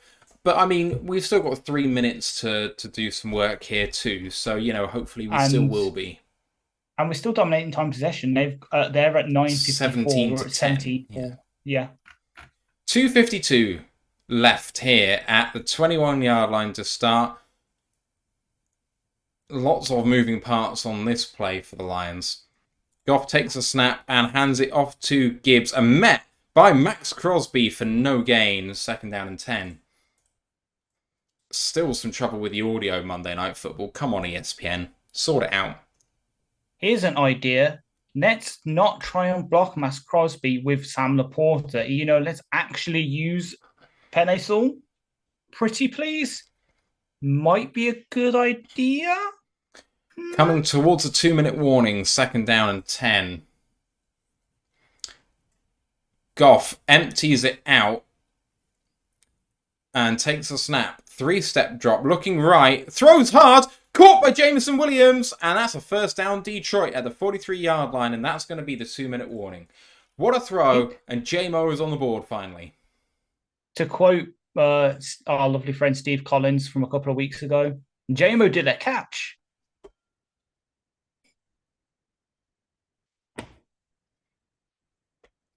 That was a good throw and a good catch. He adjusted to it well. That is a 2-minute warning. And the Lions are driving in good field position. I'm going to bring English football into this, but I've just thought of a very good comparison to think maybe what's going on with JMO. Yeah. He's like Ollie Watkins, who's Aston Villa's striker for everyone who doesn't watch the Premier League. For him, if you give him time and space, he's crap. He misses. But when he's in tight spaces, when he's having to act instinctually, he can score. I think that's what's happened with JMO, where he's overthinking it when he's got a bit of time and space, and it's leading to drops. But when he has to sort of react instinctually, it's happening. Look at that play. It's over middle into traffic. He gets it. As soon as he gets a bit of space on the outside, drops it. Yeah, I don't disagree. Sometimes give someone space, it gives them time to think. And actually the football instincts are good. Exactly, yeah. 2 minutes to go here, and the Lions lead 9-7. And the Lions have had 204 yards of gross offense to the Raiders' 93. But there's only 2 points in it, and the Lions need to make this count. Because if they don't, it's going to be gnarly. I mean, you say that, man. I know we've had to settle for field goals, but it doesn't mean you can go and call the offense gross. Yeah, true. I mean, the disparity in the offensive numbers is gross. Josh Jacobs has got all of his yards on one drive, and they've got a touchdown from it, whereas we've got our yards consistently, and we just don't have that. So we are getting towards the midfield. If we get towards the red zone, I mean, are we actually going to convert for a touchdown? Let's see what happens. Brent DeWitt says, my 41-17 prediction looks like shit. Don't care as long as we win. I called 17-14, and it doesn't look like the Lions could score 17 points now, if I'm honest. But you never know. If they get a touchdown here and go for 2, I don't know why they would, but they could. I mean, I guess if I predicted. And we have got the trade deadline looming, of course. We will be live tomorrow evening to break down this game. But the trade deadline is at 4... No, it's at 4 Eastern time. So that will happen while we're live, and we will of course bring you everything from that as well, as Goff takes a snap and looks to check it down to Jameer Gibbs, and he's broken 2 tackles, and he's in open field, and he's going to get out of bounds all the way at the Raiders' 42-yard line for a Detroit Lions first down. Okay, so I was 27-17. I was just double checking, but yeah, I'm free tomorrow, and so you know what I'll be like. I'll be sitting here with my phone there, doing my usual scrolling of Twitter. Love it. That's what we need. Gibbs is having himself a very good first half, and especially in the receiving game. First down 10, 1:51 left, and now my only concern is to maybe bleed a little clock here and make sure this is the last possession. As the Lions have 10 seconds to get this play off. Now 5. Goff under centre, hands it off to Gibbs, running up the middle, and that's a horse collar tackle if you've ever seen one. There's a flag. He's got a gain of 12 yards, and they're going to get another 15 here. I'm loving it. Huge horse collar tackle. It was, and to be fair, he broke out of it. Like Gibbs is showing the the forced missed tackles as well. He's getting up to speed.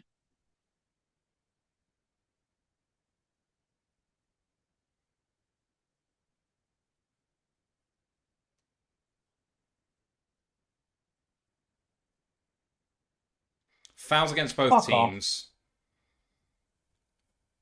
Holding on the offense, number 75. Just Horsdall. Replaying first down. That is absolutely shocking. But I didn't see the hold on the offense. Colby Sorsdal. 1:44 still left here. But first down and 10 for the Lions in the Raiders' territory. Tiny little hold. Maybe the hold causes the horse collar. Don't know. Anyway, Lions first down and 10 from the 43-yard line in shotgun, and they hand it off again to Gibbs and goes up the middle for a gain of 7. And it's second down and 7 and second down and 3, and the Lions bleed some clock here. Good stuff. Oh, it wasn't a horse collar. It was by his hair. As there's a Raider down injured.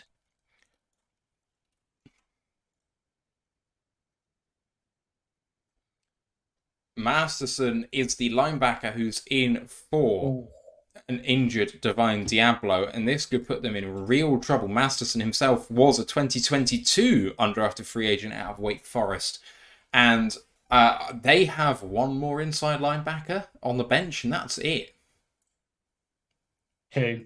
So they've got Curtis Bolton, who they activated today. Oh yeah, and then they've got then they've got Amari Burney, who is active. Amari Burney's a bit more of an outside guy, isn't he, though?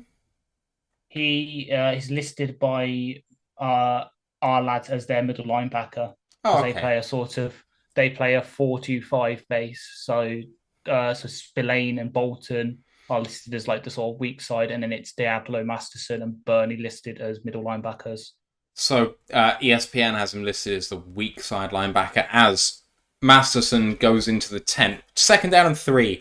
Lions empty set here with Goff in shotgun. He's standing at the 40-yard line, takes a snap, 2-step drop, looking right. He holds it and goes to the left-hand side, completes to Amon Brown for a gain of 5 and a first down and 10 at the 30-yard line.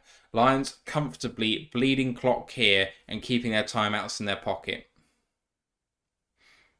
This is good. This is very good from the Lions time management-wise. Goff now hands it off to Gibbs, and that is a gain of 1, second down and 9. Bleeding clock, making sure that the Raiders don't have any opportunity to get points in this half. I'm here for it. I'm here for it, but unfortunately, I'm not here for draw plays on first and long. 48 seconds now left in this half. Second down and 9 from the 29. Goff takes a snap, looking right, checking it down to Sam Laporta. Plenty of space for him. Tries to shake and bake. Gain of 3. It's going to be third down and 6 as he goes out of bounds to stop the clock. 39 seconds left in this half. I think they've made sure the Raiders with only one timeout are really going to struggle here. But at third down and 6, the Lions are also going to struggle. Mile Marker rightly says the crowd looks worried. The offense hasn't really done it at this end of the field so far. Third down and 6 as they break the huddle. 15 seconds left on the play clock. I'm going to say a dagger pattern. They have 3 receivers to the left, and the Raiders burn their final timeout. Third and final. I think they saw, so in that 3 wide receiver lineup to the left-hand side, the wide guy was extremely wide, with then 2 close to the formation, so it was a bit of a weird alignment, Ash. Yep, and that's why I sort of said like a dagger pattern, because I think that wide guy would probably run like an in, and then obviously you run the drag and the go ball. But yeah, the Raiders must have either seen something they didn't like and quickly wanted to make sure they got the right personnel on, or they just wanted a breather. But we just stopped the clock with an out of bounds anyway, so I don't know. Here comes the Lions then. Important third down here. 3rd down and 6. 39 seconds to go. Goff checks the play. Same formation for the Lions. Empty set, takes a snap, 3-step drop, looking left, now looking right, checks it down to Sam Laporta for a gain of 9 and a 1st down. Lions, 30 seconds to go, and Dan Campbell urgently calls timeout. No point in keeping them in their pocket anymore. That's their first. And I mean, this is where the timeouts come into play, because you can use all of them now, and it means that your playbook is still wide open with only 31 seconds to go. Mal Marker said, yes, ref ignored DC. DC had to aggressively call that timeout. Yep. Timeout.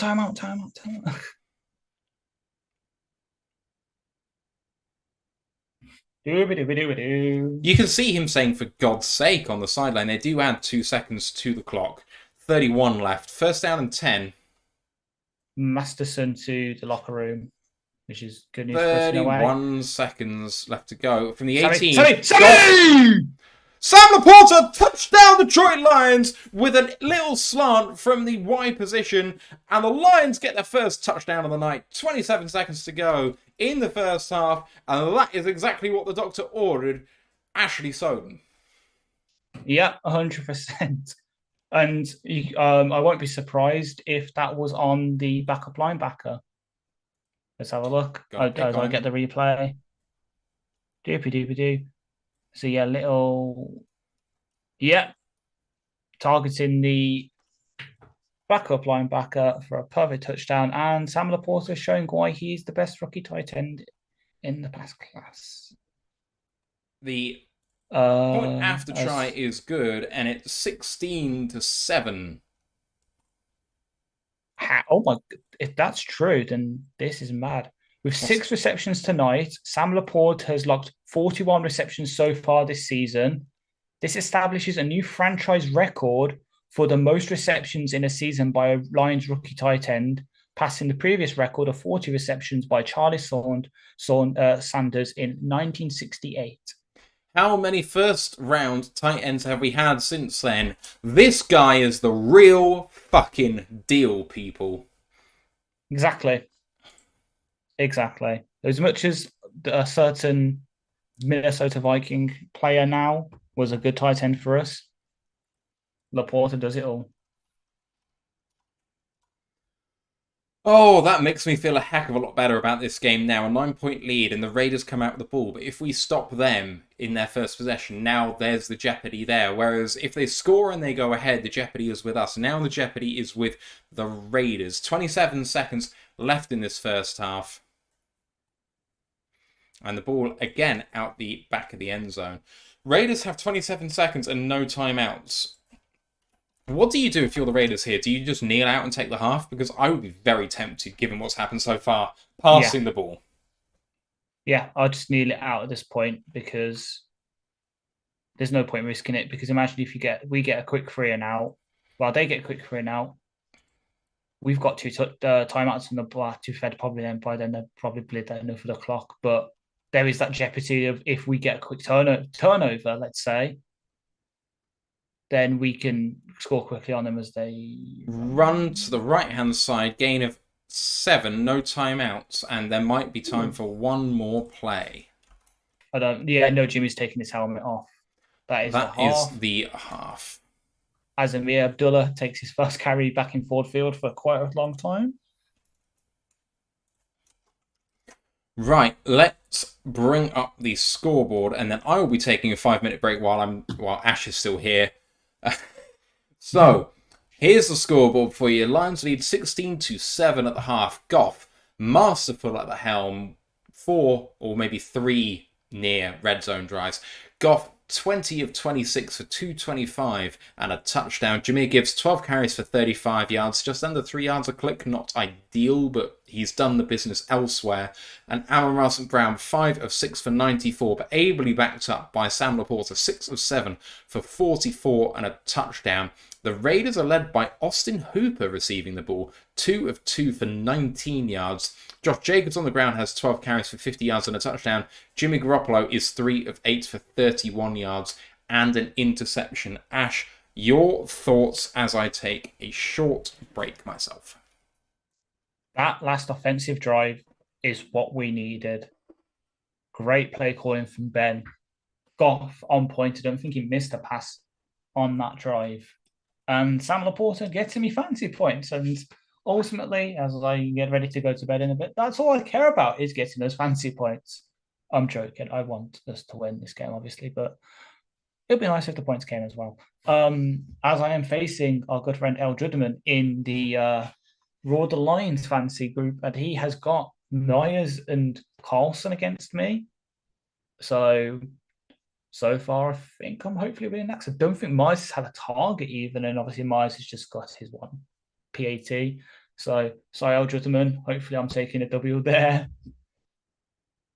Oh, you got Riley. Oh God, no. Okay, I'm probably losing the matchup then. You're condemning me to 3 and 5, my friend. How does that feel? You're condemning me. Fair. Good call. Good call on your part, as we discussed in the chats. But yeah, no catches by Raiders wide receiver. That is good news considering what happened last week. Oh yeah. GQ's at the game, by the way, and so is Calvin. As we get another stat. Perfect. So look. Laporta has passed Kennan Winslow for the third most receptions by a tight end through 8 career games in NFL history. His four receiving touchdowns are the third most a Lions tight end has produced in a rookie season. So he's probably going to break a lot more records. It's good to see. But yeah, I completely agree, Brent, that we cannot let them run over us. I know obviously they've got the Josh Jacobs, who is a good running back, but we were supposed to have a good run defense. I don't know why we've benched Bugs again, unless it's to trade him tomorrow, in which case they'd better bring in someone to replace his veteran leadership. But hey, yeah, we just can't let them run it because, as we said, Jimmy G's got like 40 yards passing. For a half, that's not good. We are shutting them down, which is nice to see after last week, as I keep saying, but it's time to really put the foot down on them as they come out in the half, as they'll come out in the half in a bit. Oh, Tulloch's there as well. That's kind of cool.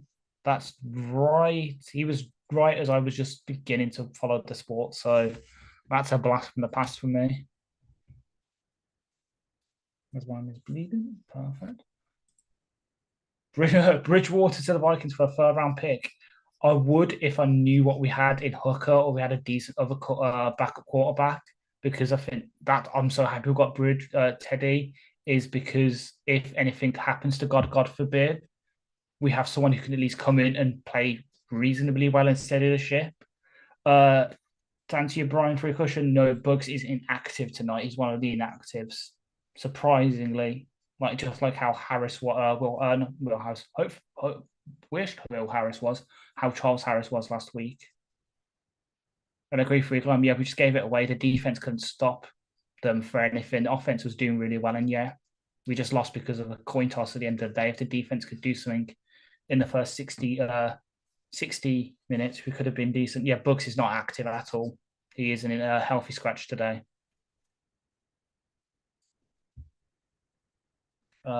Yep. To answer you, Mike, I would trade for Max, because imagine Max and Aiden on like bookending this defensive line. That would be mad. Don't know how much so. probably would be like 2 first-round picks because he is like their best player. He's currently the pressure leader in the NFL as well. So he would command a lot, but I'd be willing to do it. I think I've seen Dan. I think I've seen like Broderick on like 2 plays. He hasn't really played that much. I think he was on for a couple of like the third and shorts, but I haven't really seen him too much, which is surprising because he is a big motherfucker. It should be easy to spot. So as Matt comes and joins us, Hello, anything I should be aware of? not really, other than actually saying Laporta now has like the 4th most receptions of any NFL rookie tight end in history, overtaking Winslow, and he's got the 3rd most touchdowns for a rookie tight end in Lions franchise history. But other than that, and he's only played 8 games. Exactly. Jesus. He's going to be breaking a lot of He's going to be breaking a lot of records. On Mike the Marine's question on Max Crosby, I think you were just addressing that, but I think if I was the Raiders, my asking price would be 2 first-round picks, a 2nd and a 3rd. Yeah, because he's their entire defense. Never mind what he's worth to the Raiders. Except for Myles Garrett and TJ Watt, he is the best defender in the league, and I'm not entirely sure he's worse than those 2. He's currently the pressure leader. He's fantastic. Over 80. I think Hutch is on 40, Matt Crosby's on 41, and then Garrett and TJ Watt 38 pressures. Brian 3 Cushion says his bug's in tonight. No is the answer. The reason why no is the answer is an interesting question. Could he be on the block? Maybe Isaiah Buggs is on the block. I don't know. Though. I would have said he could have gone to the Falcons for cheap, but they've already replaced Jarrett with one of the Eagles' backups for a 5th-round pick. No, it was a 7th for a 6th. Was it a 7th? Oh, it's one of them. Perfect.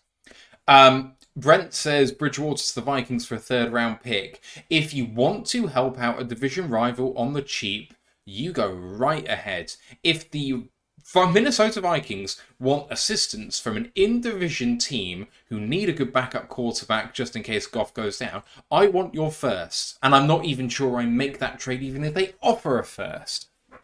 Or they go to a different one. They trade for Justin Fields from Chicago. So that I could see if Fields gets healthy. I could see that. That's a heck of a shout. Thank you. That is actually, for once, that's actually an original thought. I was just thinking, because you were saying about backups, I was like, they probably want to tank for Caleb. God help him. God help him. But yeah, I can see it, because imagine we've seen it be like Tua in the McVay system. As Jeff Hurley comes in, Jesus Christ, man. Thank you, Jeff. A $10 super sticker. You are the absolute dude. He says, go Lions. And go Lions indeed.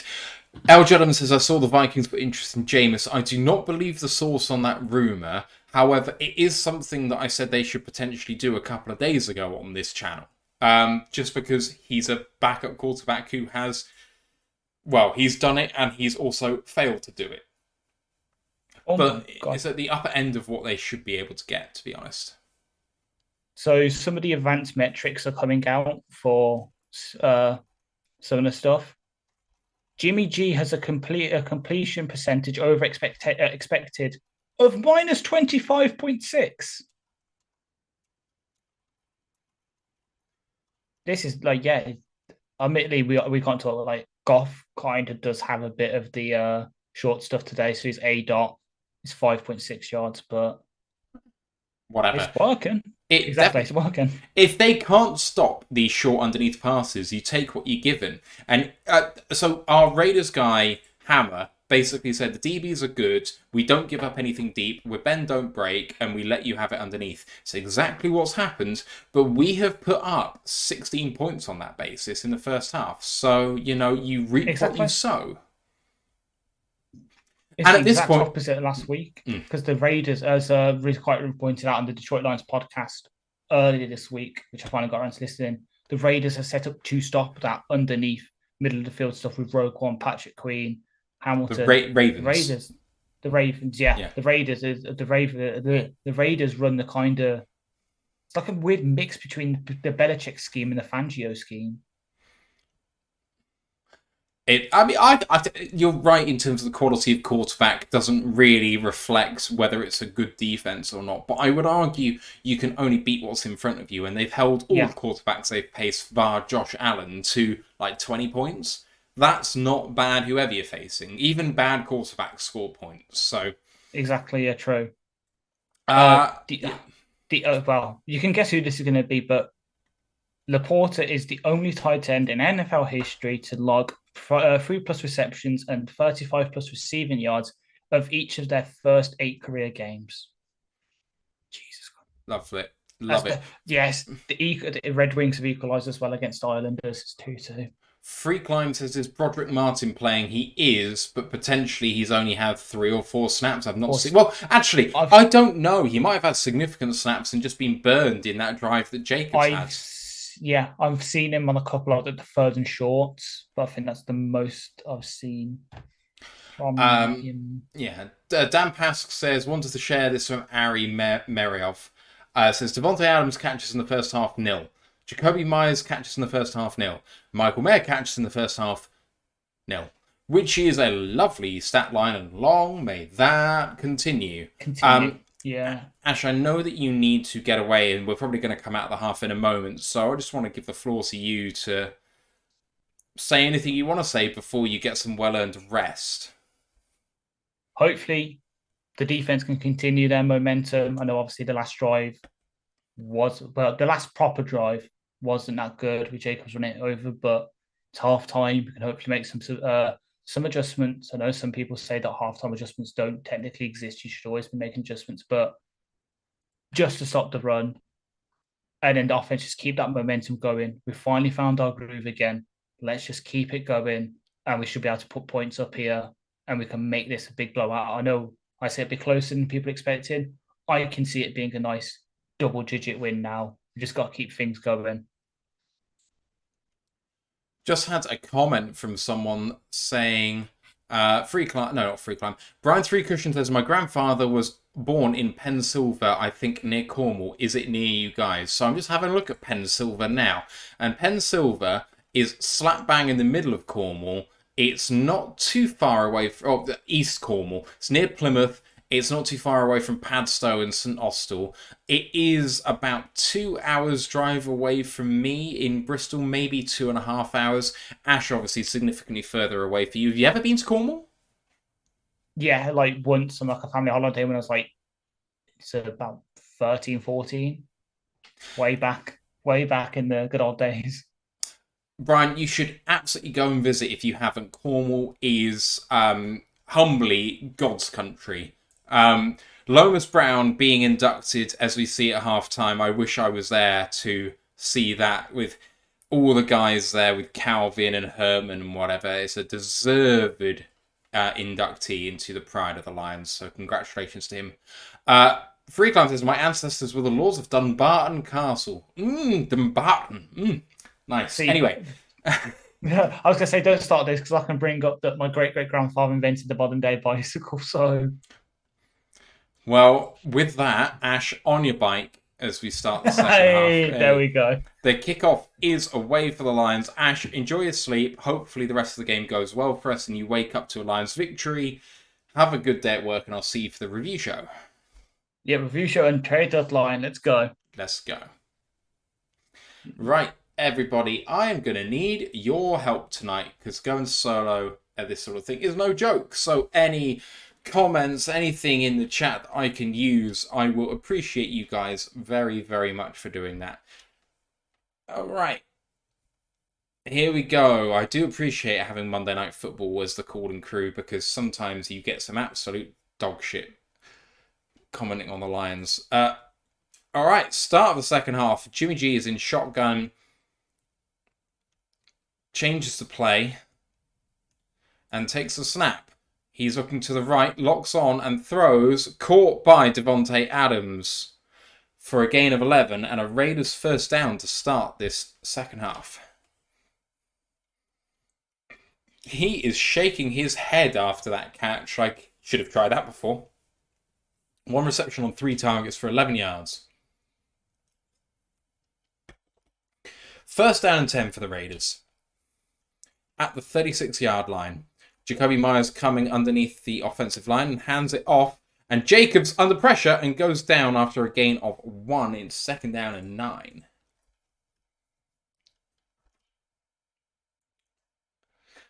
Joshua Messer says, there goes the Devontae show. This is going to be the entire second half. Start doubling now, lol.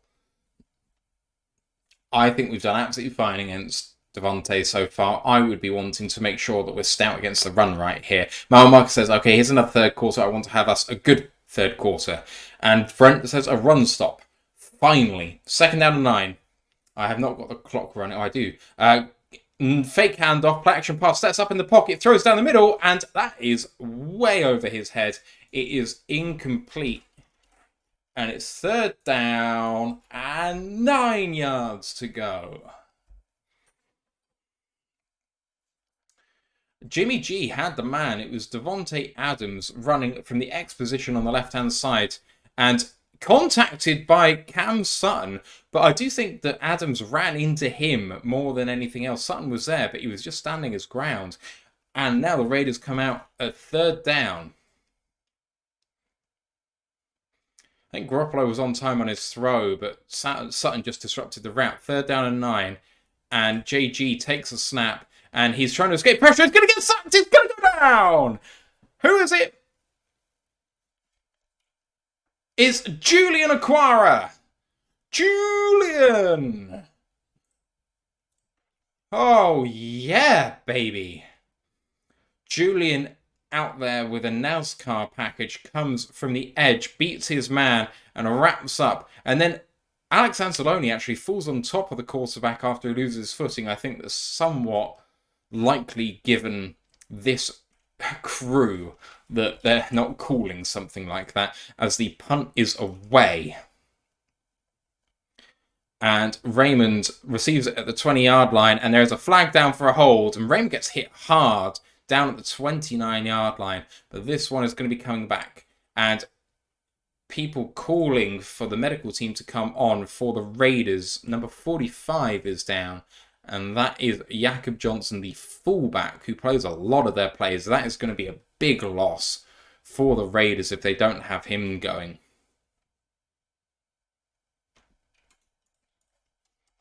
Oh, the coverage is saying what I was saying. Lovely. Unsportsmanlike conduct is on the kicking team, I presume, for running out of bounds and not trying to return quickly. A 15-yard penalty on the Raiders. And the Raiders are taking the knee as Jakob Johnson is down. And the Lions players immediately were calling for the medical staff. So you have to hope that he's okay, because we don't want to see anything like this on the field. Especially given what has happened this week in sports this side of the pond, especially for hockey. We don't want any injuries in this game whatsoever. We're in medical timeout right now. And it's the best possible start for the Lions. At this point, if the Raiders get a touchdown back, they bring it into a one-score game, and we're going back and forth again with the Lions and needing to score a touchdown. But as we are, Lions force the punt, and they now have the ball, and they can stretch it to a 3-score game. 9 points ahead, 7 points makes it 16-2. 2, but with 2-point conversion, so there we go. Marcus says, oh no, oh good, he's sitting up. So fingers crossed he's okay. Guys, you need to give me some love over here. Lots of comments, lots of questions. This is what I need to live. Right tackle, Jermaine Illuminor playing for LA. So 2 London-born players on the field then. Playing for LA? For Las Vegas. Julian being the other. Julian, yes. Julian Romeo.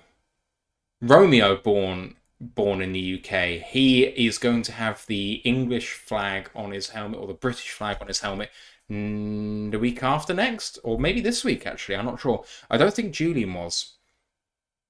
Actually, I'm not going to go and check. I'm not the producer of this thing, or I try not to be. Ash is good at that sort of thing. SW says, Matt is doing great. Thank you very much. Miss Harlequin saying, hey everyone, I was charging my phone Why didn't you charge it before? It says, tonight has been so much fun. Appreciate you. And Freeland saying, I hope we come through this game healthy and the bye gets our players back. I completely agree. Mike the Marine saying, Matt, you're doing a brilliant job. Thank you very much. Experiment saying, good to see you up and walking. I am in a break at the moment, so I haven't seen that, but that is really, really good. Marmuk says, sorry, I'm reading BBC Sport to see what you mean, hockey player. I mean, he played in the NHL. Ash said, of course, that he was watching what happened. There's lots of videos on Twitter of this sort of thing, but it was horrific. I haven't seen it. I don't want to see it. I mean, the reading I have of it is basically a decapitation, which is just, ugh. Anyway, here we go. Jared Goff from the 44 with a delayed handoff to Gibbs. Big hole, gain of 10, and he breaks away from a tackle and he gets through all the way through, down to the 33-yard line of the Raiders. What a play by Jahmyr Gibbs. 24 yards from the 41. From the 44, sorry. Gibbs hit by 2, hit by 3, hit by 4, hit by 5, hit by 6 and 7 before he goes down. Now at the 33-yard line of the Raiders. Handoff to Jahmyr Gibbs. There's a hole to the left-hand side. Beats 1. Gains 5.5. Second down and 4. Carson Wood says, isn't that what Gibbs does after contact? And Harley Quinn says, I need to get ESPN or something so I get the Lions games from now on. Oh, it's not often we're going to be on Monday Night Football, I tell you that. Second down and 6, they're calling it on there. Looked like at least 5. Big Area saying, Gibbs finding the groove, hell to the... Yeah, Flint Down and Town was subscribing with Prime. His 8th month, only 8 months, must be Prime, he says. It's all good. Prime is one of those things. Second down and 6 from the 28. Goff was looking left, now looking right. Looked like there might be a hole, and there he's being picked off! And it could be a pick 6! Going down the sideline! And it is going to be a pick 6! Oh, my word! Marcus Peters with the pick 6 and Goff was trying to throw that away. Oh, dear Lord. If you're throwing that away, Goffy boy, get some elevation on it because that was not good. 16-13 with the PAT to come for the Raiders.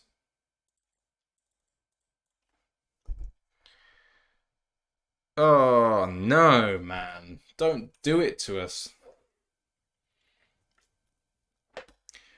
Let's see this. So Goff under center, goes to the right, is looking at his man. He is trying to throw it to Amon-Ra St. Brown, but Amon-Ra's going upfield. He should have come back towards the ball. They didn't read it. Peters beats Goff.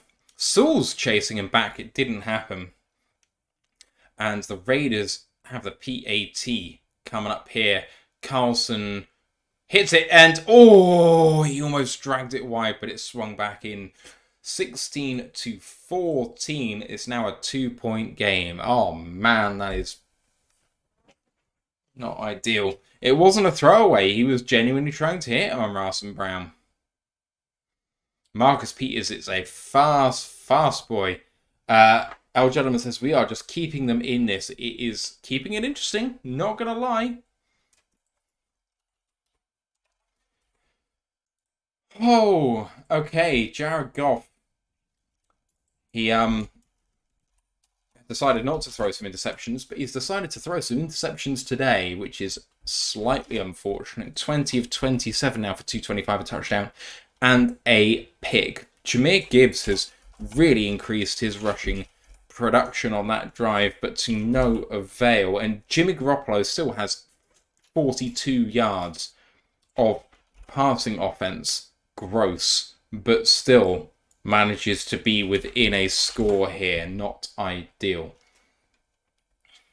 Experiment says, yes, old gentleman, that is the scary aspect. Keeping them in the game. Maybe Goff is ill as well. I don't think so. I think sometimes he just has oh shit moment.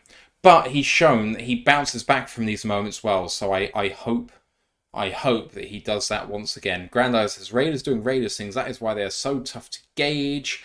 Mark says, is Goff seeming a bit hyper? I don't think so. This is just Goff. It happens sometimes with him. He just has a boneheaded moment. SOB Line says, unforced error. Why take that kind of a risk? He had time to make a better decision. He wasn't pressured. There was no need to do that. Harlequin says, I absolutely agree. And Freeland says, we cannot lose this game. I did say pre-game, with having all backup interior offensive line and Amon-Ra St. Brown ill even if he plays, I will take a 1-point win. I do not care how this game looks. Get to the bye, 6-2, and we're golden. We are golden. 6-2 is joint second best in the NFL. I don't care how it looks. The bye is get right time, and it comes at a perfect time for us. So, just win, baby, to borrow a phrase.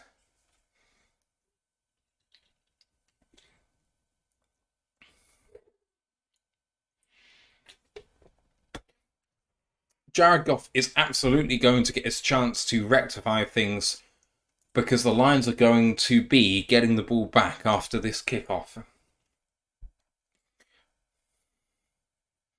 I am surprised that Daniel Carlson is hitting kickoffs here, given that he is struggling with injury. He is again hitting it to the right-hand side. This time, though, it's into the end zone, should not be returned, and is not, out to the 25-yard line. First down and 10.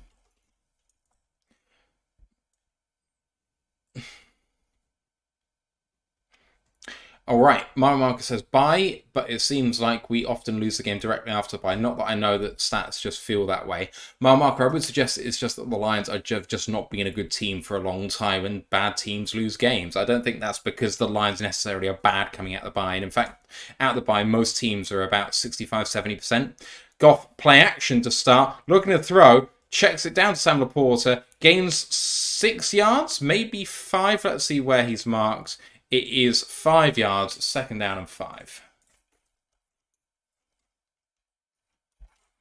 Luke Masterson ruled out of this game. So the Lions are going to be targeting a backup to a backup inside linebacker, and we need to make that count. Second down 5, not 105, as I said there. Apologies, from the 30-yard line, and Goff hands it off, and a good block there, and a first down for the Lions. Gain of 8 for Jahmyr Gibbs up the middle. Oh no, that's Craig Reynolds. Check. Check, 1, 2. And Craig Reynolds checks out. No, he's still on there, and he goes to the sideline. He's going to probably check back in here. No, Goff takes a snap in empty and looks down the field and tries to throw it, and it almost picked off. Threw it towards Amon-Ra St. Brown. I think he wanted to go deep, but couldn't get it out there. Brent says, we need a long drive, tire out Crosby, please. Crosby versus Sewell has been a really good thing all day. Goff was being hit by the ankle, grabbed by the ankle. He wasn't looking deep because there was no one deep. Just tried to go quick. SWL says, I hate empty backfield formation. I don't mind it. It's what Goff is used to from his days at Cal. Lions look to move early there, but no false start called. Craig Reynolds with a gain of 3, and it's third down and 7 here. Not sure on that call. They love, third down and 5 apparently. They love to run it in second and long, and I do not like it. Joshua Messer says, no way he was trying to complete that. If he did, that needs to be addressed immediately. I assure you, Josh, that he was trying to complete that ball. You can see Amon-Ra St. Brown, and he just doesn't get any power behind the throw because he's leaning back. Goff takes a snap in shotgun, looks left, looks off his man, throws it to Amon-Ra St. Brown. It's third down, Amon-Ra St. Brown, for a first down for Detroit. Really nice throw and catch. SW Lions says, get this team an exorcist. Goff, that is a lovely throw way above his head. And Amon-Ra St. Brown hit at the knee, but there we go. From the 43-yard line of the Raiders. And Gibbs, without much room at all, maybe gets a gain of 1 there. Second down and 9. Amon-Ra, his route running is just exceptional, and Marcus Epps hit him, but he'd already done the hard work against Nate Hobbs. Second down and 9. 9 minutes to go in this third quarter. 16-14 Lions. Steve Litkin says, hey guys, is Charles Harris a healthy scratch again tonight? I haven't heard his name once. He's not a healthy scratch. He just hasn't done anything yet. Second down and 9. And handing it off again. And Max Crosby with a play. That's going to be a gain of maybe 1. It is 1. 3rd down and 8. I don't like those back-to-back run calls. Not good. Harley Quinn says, I've noticed Goff plays the fake often. The Lions like to run the ball. Everyone knows that is their identity, and he plays on that, and he's the most effective passer in play action, maybe in the league. He's exceptional at it. So we take advantage of it where we can, but we get too cute with it and run weirdly sometimes. From the 41-yard line of the Raiders, this has to be 4-down territory at this area because we can't field goal it from here. Goff takes the snap, and he hands it off to Craig Reynolds, and he gets all the way down, maybe for a first down. He is getting a first down. 3rd down and 8 with a draw play to Reynolds, and it's either a half-yard shy or he has the first down. The man on the far side had it as a first down. It definitely is a first down because he gets all the way there. The helmet is the thing that goes down first. If they don't get there by the... We're going to get a measurement. If they don't call it as a first down, we really should be reviewing this because his bum is not on the ground, no forearm, goes down there, and that is clear evidence of a first down. The measurement is out. And the stick comes down, and it's short. Oh no! Cleat has called that a first down. That almost looked short to me, but by a hair's breadth, it is a first down, Detroit. Excellent stuff. Millimeters, says Dan Pask. Mooks Ferret says, wow, bad spot, but got it by a centimetre. I mean, they should have got it by half a yard, considering where he was. But there we go. Freeland says, please take over this game. And Miss Harley says, I wish we had our own Goff. Well, I mean, he was available for basically cents on the dollar. 33-yard line of the Raiders. The Lions need to capitalise here. 4 receivers for this play, and fake handoff. Goff checking it down to Reynolds, and lots of room for Craig Reynolds. Gains 10, fights through contact, almost lost the ball, but didn't. Gains 12, and it's a first down for Detroit. Experiment says Craig Reynolds needs to hang on to that ball better. His arm got separated from his body there, and he managed to cling on tight, but it was close to losing that. Marmark says, damn, that was sweet. And Brent says, Craig is balling. Dampa says, jab tasty. And Experiment says, Gibby doing great as the Lions take the snap and hand it off to Gibbs. Lots of room here from the 20-yard line. Gibbs shaking and baking all the way down to the 3-yard line for first and goal.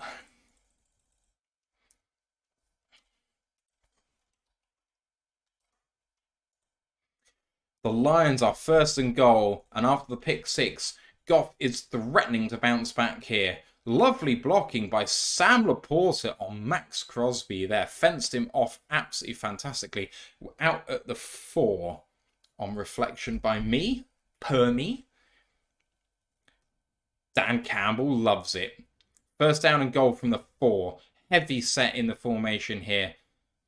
Goff under centre. 2 seconds to get this off. Snaps it. Goff hands it off to Craig Reynolds and gets back maybe to the line or maybe a very small loss. It's second down and goal.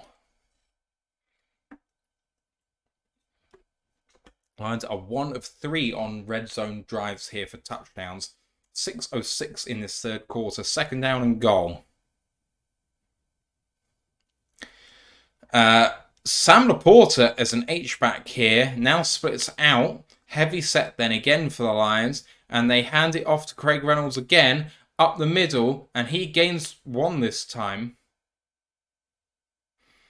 Spillane is calling for a fumble on the ball for the Raiders. The Raiders are now asking for it.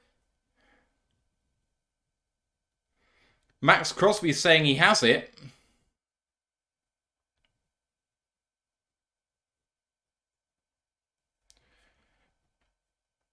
And it's a turnover. Fumble recovery by the defense, and the Raiders take over. Let's have a look.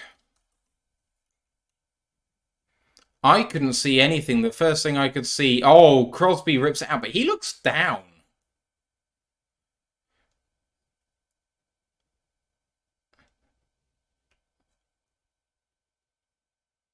There's no way he's not down here. No way. You've got to be down by an absolute country mile. The people on the coverage have just said, I'm not sure there's going to be a call to overturn, a route to overturn this, but they're only showing the shots where he rips it out. But, like, let's actually see the play. Mark says they didn't review. I don't think they have to. They have to review it because it is a turnover. They don't have any choice. SW Line says he wasn't on the ground, and Bobby Land says, man eating that clock. If Craig Reynolds is on the floor on top of lineman and is for like 2 or 3 seconds, they should blow it dead. Brent DeWitt says, down, exclamation mark. I mean, he looks down. He looks down, but there's no distinctive look as far as I can see. SW Lion says he's on a pile of players and Crosby ripped it out. If Miss Harlequin says if there need be challenge, you can't challenge this play because it's a turnover. It's automatically reviewed. They must throw it. Brian Three Cushion says throw the flag. Can't throw the flag. NFL must mandatorily review this play, so don't have to worry about that. El Gentleman says that's a load of shite. Mike the Marine says that's down. Joshua Mess says fuck off with that. Agree with all of you guys. I would be trying to challenge this as well. But they can't. They can't. They are going to review it no matter what. Let's see what they come up with. I am not going to count my chickens here on this one. Yeah, Mark, on scoring plays of any kind and with turnovers, including a turnover on downs, they must review the play now. Which I like. I know it slows the game down, but at the end of the day, they are crucial plays, turnovers, whether they're a turnover on downs or not. SW Line says they will review it, but I don't think it's going to get changed. I mean, you couldn't see any distinctive view, but Reynolds has been down for some time. They should have whistled it dead. They didn't. But I haven't seen the play in full from the sideline view on the side where he goes down. So let's actually see that. How do you guys not get addicted to The Bachelor in Paradise? Cleet Blakeman is looking at the replay here.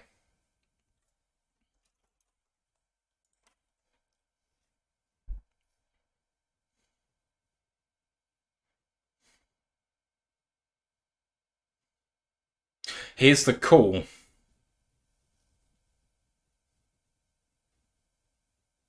The ruling on the field stands. Max Crosby has forced a fumble, and the Raiders take over knowing that a field goal will lead to them leading this. Let's have a look at this.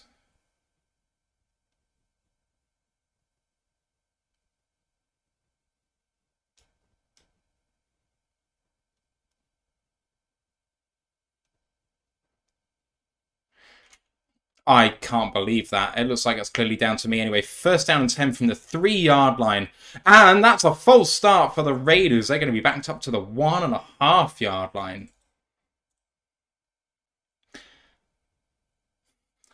Number 8 is Josh Jacobs with the false start there.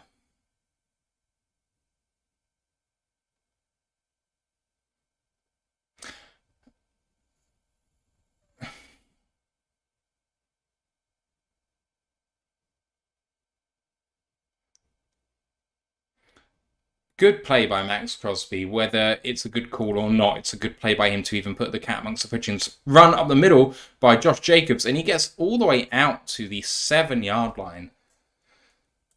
Second down and 6. Cannot allow them to run up the field like that, people. Come on.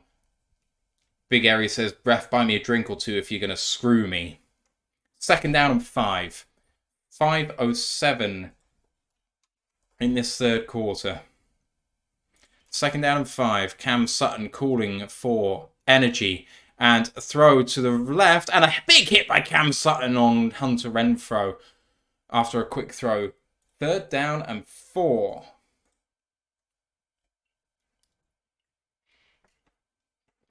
Laney Lane saying, I'm not loving Johnson's play calling today. It's not been ideal. Brent DeWitt says, Cam, what a play by him. Beating Adams and getting to Hunter Renfro before he can get ahead of steam. Third down and 4, and the Lions need to make the most of this now. They are loud in Ford Field. We are in deep in Raiders territory at the 8-yard line. Third down and 4, and Garoppolo, pressure in his face, throws it to Devontae Adams, and he's dropped it! He had an easy first down, and he couldn't keep hold of it. It's 4th down and 4. Got lucky there, as SDB Line says. But the Raiders are going to be punting. Thank God for that.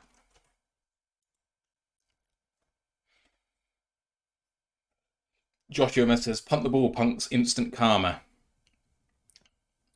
Devontae Adams beats Cam Sutton, all ends up with a quick move. And Jimmy Garoppolo throws it slightly behind Adams, but Adams should catch that. And then he tips up and it was almost caught. Right, punter, deep in his own end zone.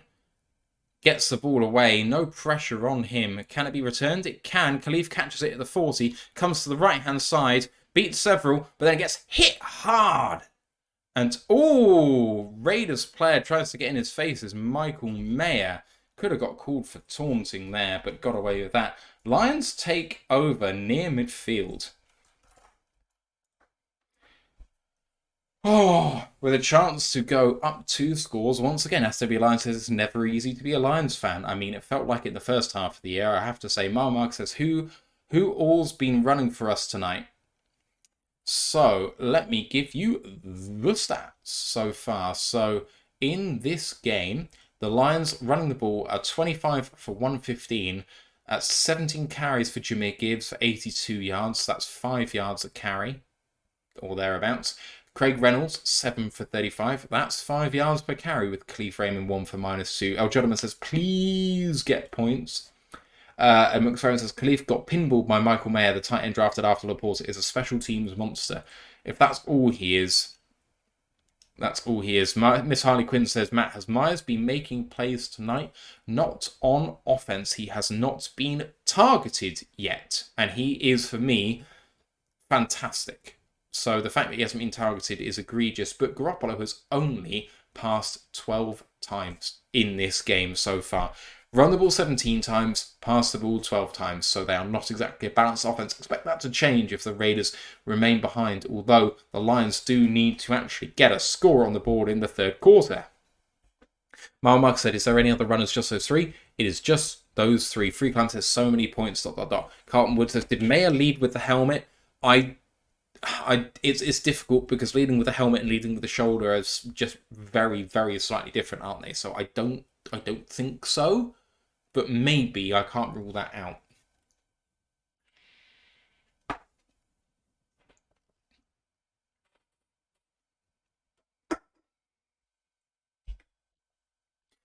Hope you all have a good Halloween. Obviously, in the UK, it is now the 31st of October, All Hallows Eve, 2:22 a.m. Appreciate you all being here with me and with the Roar of the Lions UK.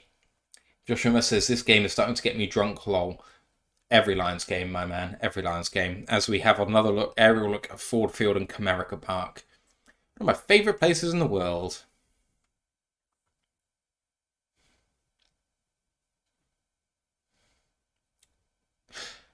SW Lions says, Matthew, you're a trooper. Yes, sir. At the 49-yard line of Detroit, Goff under centre and takes the snap and hands it off to Jahmyr Gibbs going up the middle. And he breaks a tackle, manages to gain himself about 5.5 yards. It's going to be 2nd down and a long 5 or a short 4. A long 4 or a short 5. Bobo Lancer is really showing when Frank is out, and it's absolutely true. And Freeland says, I count at least 19 so far, then adding the pick 6, and that's a total of 25 points left on the table. It's true. 2nd down and 4, they're calling it. Goff under centre, and he play actions it. There's trouble, but he's throwing deep, and that's got to be... It is. Defensive pass interference on Nate Hobbs, on Josh Reynolds. He's clapping the crew out there, but that was egregious. And it's going to be 1st down and 10 Lions after a DPI of about 20 yards or so.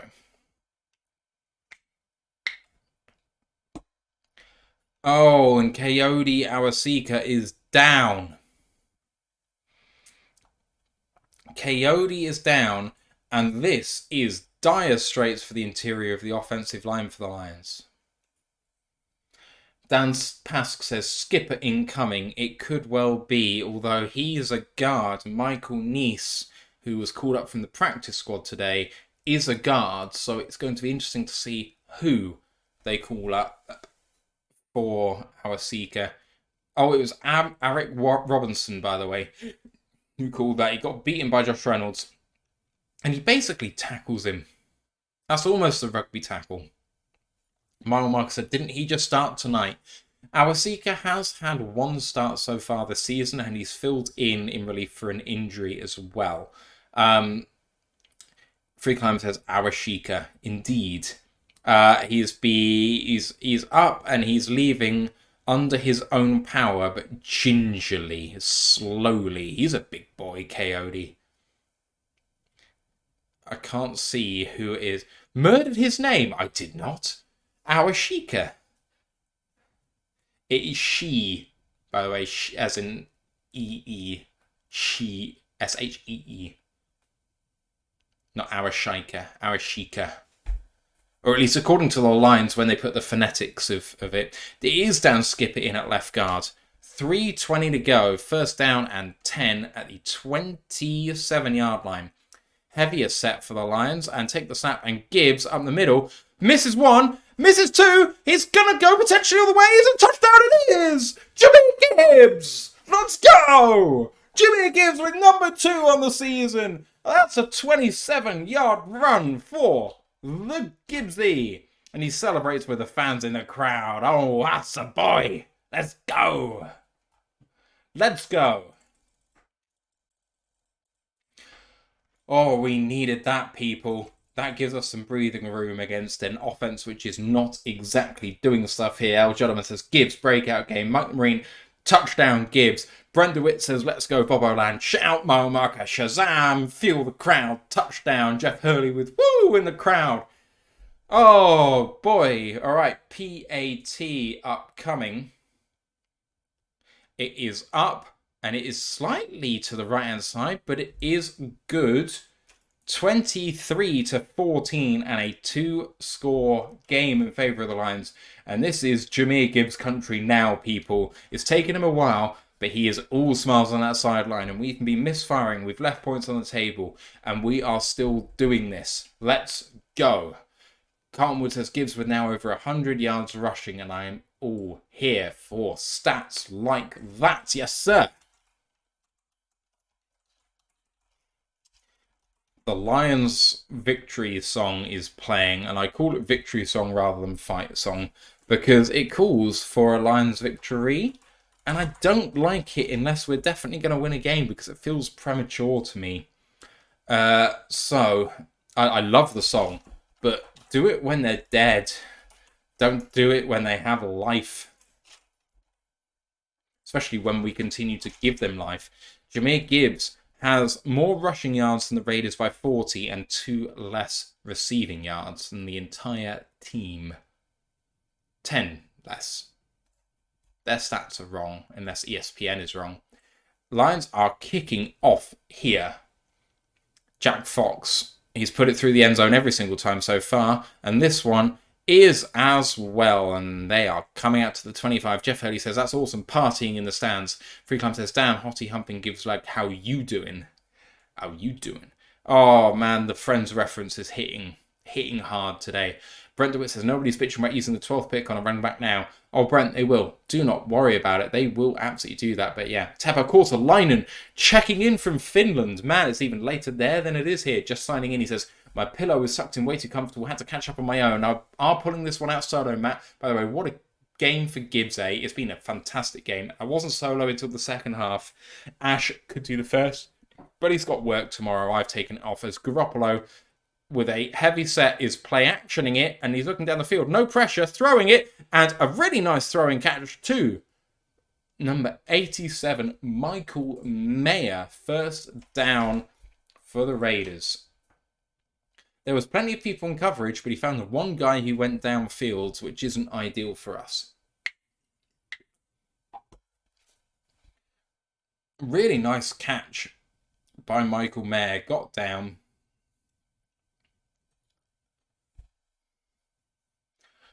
from the 44 of the Lions, handed off and reverses field as Josh Jacobs, and he gets himself a gain of almost 5 yards.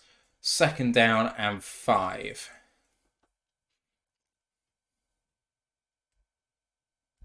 Marcus Peters is in the locker room injured. He's got a pick, but they have had an injury already in the linebacker room, and if Marcus Peters is gone, that's big trouble for them. 48-yard line for the Raiders. And Garoppolo takes a snap and it's play action. He's looking deep, fires, and great coverage by Kirby Joseph on Michael Mayer. 3rd down and 5. It was a good play by the Raiders. Spotted something there, but unfortunately for them, did not happen. 1:58 left in the 3rd quarter. 9-point game and a big 3rd down coming up. Good competition by Kirby Joseph. No DPI there, no flag. Competed at exactly the right time. 3rd down and 5 as the Lions fans get loud on Monday Night Football, and the crowd of Alex Anzalonis is loud. 10 seconds left on the play clock here for the Raiders at the 48-yard line. Shotgun snap. And 2-step drop for Garoppolo. Looks right. He's going to get sacked by Aleem McNeil. Aleem the Dream. It's 4th down and Sackmeister General today, Aleem McNeil. 4th down and maybe 12. That takes them out of 4th down range. Aleem McNeil lined up to the outside of the centre, but then attacked the guard, and a lovely counter spin move there, and Garoppolo goes down. Really sharp by Aleem. 4th and 13, and they're not in a position there to go for it on 4th down. Raiders snap to the punter. Slight pressure there, but does manage to get it away, and a fair catch called for, and well caught by Khalif Raymond at the 11. He misjudged it slightly, but does hold on to it, and it's 1st down and 10 for the Lions with 1 minute and 7 seconds left in the 3rd quarter. Aleem McNeil got that done. Jeff Hurley says that's the new Slim McNeil working for him. Free Climb says, let's break this open, please. Question mark by the lad says, defense. SW line, nice spin move by Aleem. Brent DeWitt says, sack time. Wisco Lions fan is in the chat as well. How you doing? With a little celebration in there. El Gentleman says, spin move was nice. Yes, Chill has returned to the chat. Appreciate you joining us. Experiment says they were in position to go for it if they didn't make that 3rd, and instead they have to punt. Couldn't take the sack there, but they did. They did. 1st down and 10 for the Lions with a chance to potentially put some frosting on the cake to ice it. 1st down and 10, 1:07 left in the 3rd quarter. Goff hands it off to Gibbs. Contacted in the backfield. Gibbs. Oh, and a run of 11 yards. After contact there, he gained about 7. That's another 1st down for the Detroit Lions. 52 seconds to go in this quarter. Bobo Land says, now eat that clock. Took the words right out of my mouth.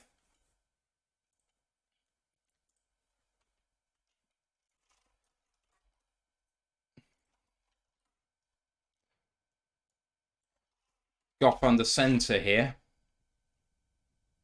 Takes a snap and hands it off to Gibbs and through the middle again. And lots of contact, but manages to gain himself 7.5. Getting it done today.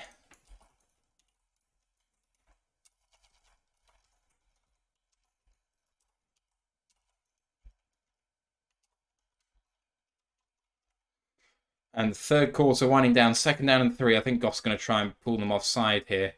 And he does try and pull them offside, but they do not buy it. And that is the end of the 3rd quarter. Apologies for going off stream here. I'm coming back. Because I'm on my own, it wants to end the stream at every chance it gets. Because it's like, you're not having a meeting. And it's like, I fucking well am. It's just I'm having a meeting online with all of you lovely people. And it happens after like 40 minutes of being on your own. So it may well happen again before the end of the game. And if it does, I apologise, but there we go. Right, let's bring up the scoreboard. Lions lead 23-14, and they have the ball. Jared Goff, 20 of 27. No, he's not 20 of 27. That is not accurate. He's 23 of 31 for 256, a touchdown and an interception. Jahmyr Gibbs, he is 21 carries for 133 yards. And Amon St. Brown is 6 of 9 for 108. Gibbs also has a touchdown, of course, in the rushing game. Sam Laporta with the receiving touchdown. He's 7 of 8 for 49 yards. The Raiders, Jimmy Garoppolo is 6 for 14 for 62 yards and an interception. Josh Jacobs, 15 for 61 yards and a touchdown. And Devontae Adams is 1 for 5 for 11 yards. There's you up to date at the end of the third quarter. And guys, what are your thoughts on this game so far? The Lions have left some points on the table. It's true. But the offense has moved, and barring the interception, the pick six, I think this offense has actually been okay. The play calling has been a little suspect at times, but I mean, we're 166 yards on the ground on 29 carries. That's way over 5 yards a carry. It's 5.5 yards a carry. McExperiment says, great that we're leading with -2 turnovers. You're not going to win many games losing the turnover battle, but they are doing it today. The defense has been good. McExperiment says, now Marcus Peters is coming back. We missed our chance. I'm not worrying about it too much. Wisco Lions fan says, icing is the decorative stuff on top of the frosting. Sorry, I'm mixing up my metaphors here. Let's have a look at what everyone is saying in the YouTube chat. Brent DeWitt is saying, Gibbs is carrying us. SW9 says, man, this Gibbs breaks tackles. I mean, he reminds me of Javonte Williams in what he can do in terms of breaking tackles. He's fantastic. Grandad said, Matthew, did Ash say Doobie Doob a bit tired? Maybe bad ways is right now, so best we go home ways and get a bit of spatchka. Right. Spatchka sounds like something you say in Eastern Europe. Bobby Land says, Matt, Lions wearing throwback jerseys tonight? Nope. Just their usual greys as Goff play actions it to Sam Laporta, tries to shake and bake a little, fights for some extra yardage, gains 7 on 2nd down and 3. And that's another Lions first down. Mark says, it's been that kind of day. Free Climb says, people were bitching about Gibbs, they can bugger off. SW Line says, love new helmets, but hate the grey jerseys. Mark says, didn't know that. Read Gibbs.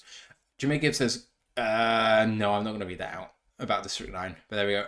Mark says, Amon Ra not feeling well as well, so wow. He's got over 100 yards receiving today. It's fantastic. Jeff Hurley says, we're starting to drag him out to the deep water. Time to drag him under. Goff hands it off to Gibbs. Really good rhythm by that and breaks a couple of tackles. Gains himself 9.5 yards. 2nd down and 1 yard to go. Grandad says, subscribe for the knowledge, stay for the personalities. Appreciate that, especially since the personality isn't fantastic on this side of things, but you know, never mind. Marmark says, I think the running game is somehow managing to make it work through the middle. Someone says, the pick 6 and the fumble inside the 5, hopefully that doesn't cost them. And Free Climb says, I think the Raiders defense is breaking down. Swing pass, running back screen to Jahmyr Gibbs, and on 2nd down and 1, they gain 2 yards, and that's another Detroit Lions first down. And the clock is winding. They are now near midfield. Jeff Hurley says, maybe we'll play well enough for Max Crosby to want to come back home. I think he's burnt his bridges at this point. He said he remembers who did and who didn't take him in the draft. I feel like he stays exactly where he is. Free Climb says, Gibbs almost broke it. He did. He almost did. Mile Mark says, so what do we do here? Just score, baby. 12 personnel, and they bring heat, and Craig Reynolds running to the left and gains himself 4 yards, and it's 2nd down and 6. Jeff Hurley says, at this point, run it until they show they can stop us. Absolutely. Old gentleman says, eat that clock. Dan Pass says, I like frosting, just not butter frosting. I know, burn me at the stake. I'm not here to judge you, my man. I don't want to judge.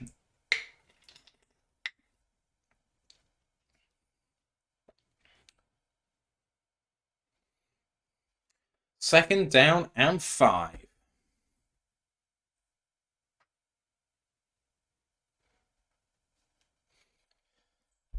Goff hands it off once again to Craig Reynolds going up the middle, but a good tackle there for only a gain of 2, and it's going to be 3rd down and 3.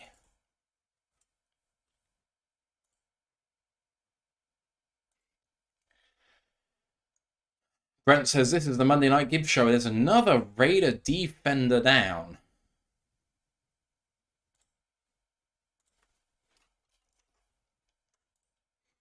Third down and 3.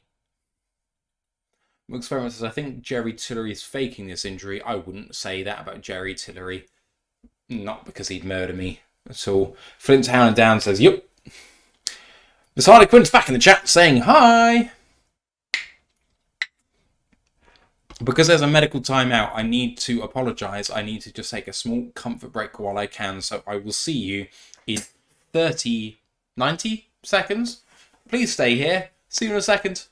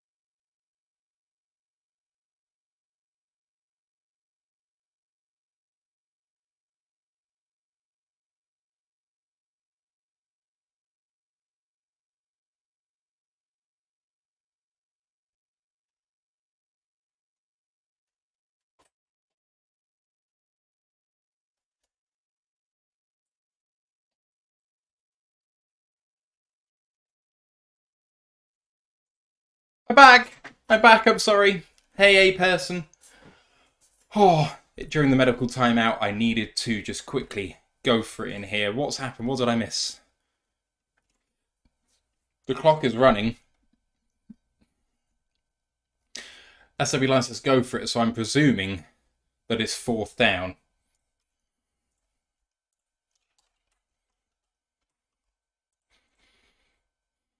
There's a measurement. Oh, they are about 3 inches short. Definitely go for it, territory. Definitely go for it. 4th down and inches. I don't have inches available as a metric on my little graphic here. Brad Holmes, GM, is in the booth making notes. It is time for QB sneak. 11:26 to go, 4th down and 1.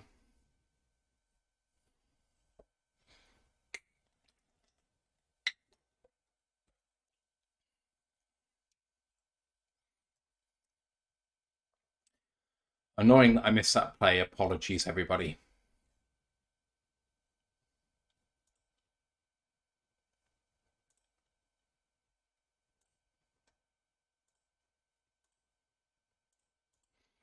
Lions going for it. Goff under centre in I formation. Goff does sneak, push forward, and a gain of 2. And offside on the defense as well. And that is going to be a 5-yard penalty, which results in a first down. Number 98 is Max Crosby offside. And Saul looks slightly hurt. Not ideal, everybody. But the Lions are rolling once again.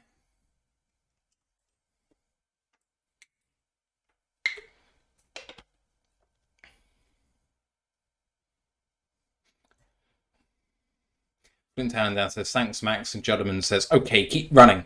We are at the 36-yard line of the Raiders. Goff under center and play action, looking for a quick dump off, and he just throws that one away. Clock stops under pressure from Max Crosby, I think. 2nd down and 10. SW Line says, Gibbs was wide open.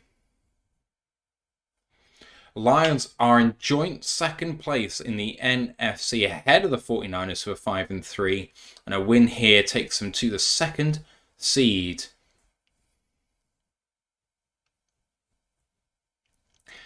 Joshua Mercer says, big Amon-Ra play coming. Brian 3 Cushion says, do we have a bye next week? We have a bye next week. Mark says, where's our momentum? I don't know, man. Hand it off to Jameer Gibbs, tries to go through the middle. Gains 1, but bottled up there. 3rd down and 9. Upcoming.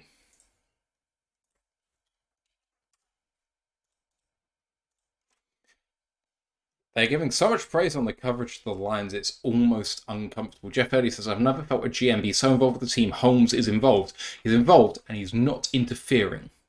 And that's just the absolutely perfect middle ground that you want. You don't want a GM who doesn't care. You don't want an owner who doesn't care. But he does the perfect amount of it.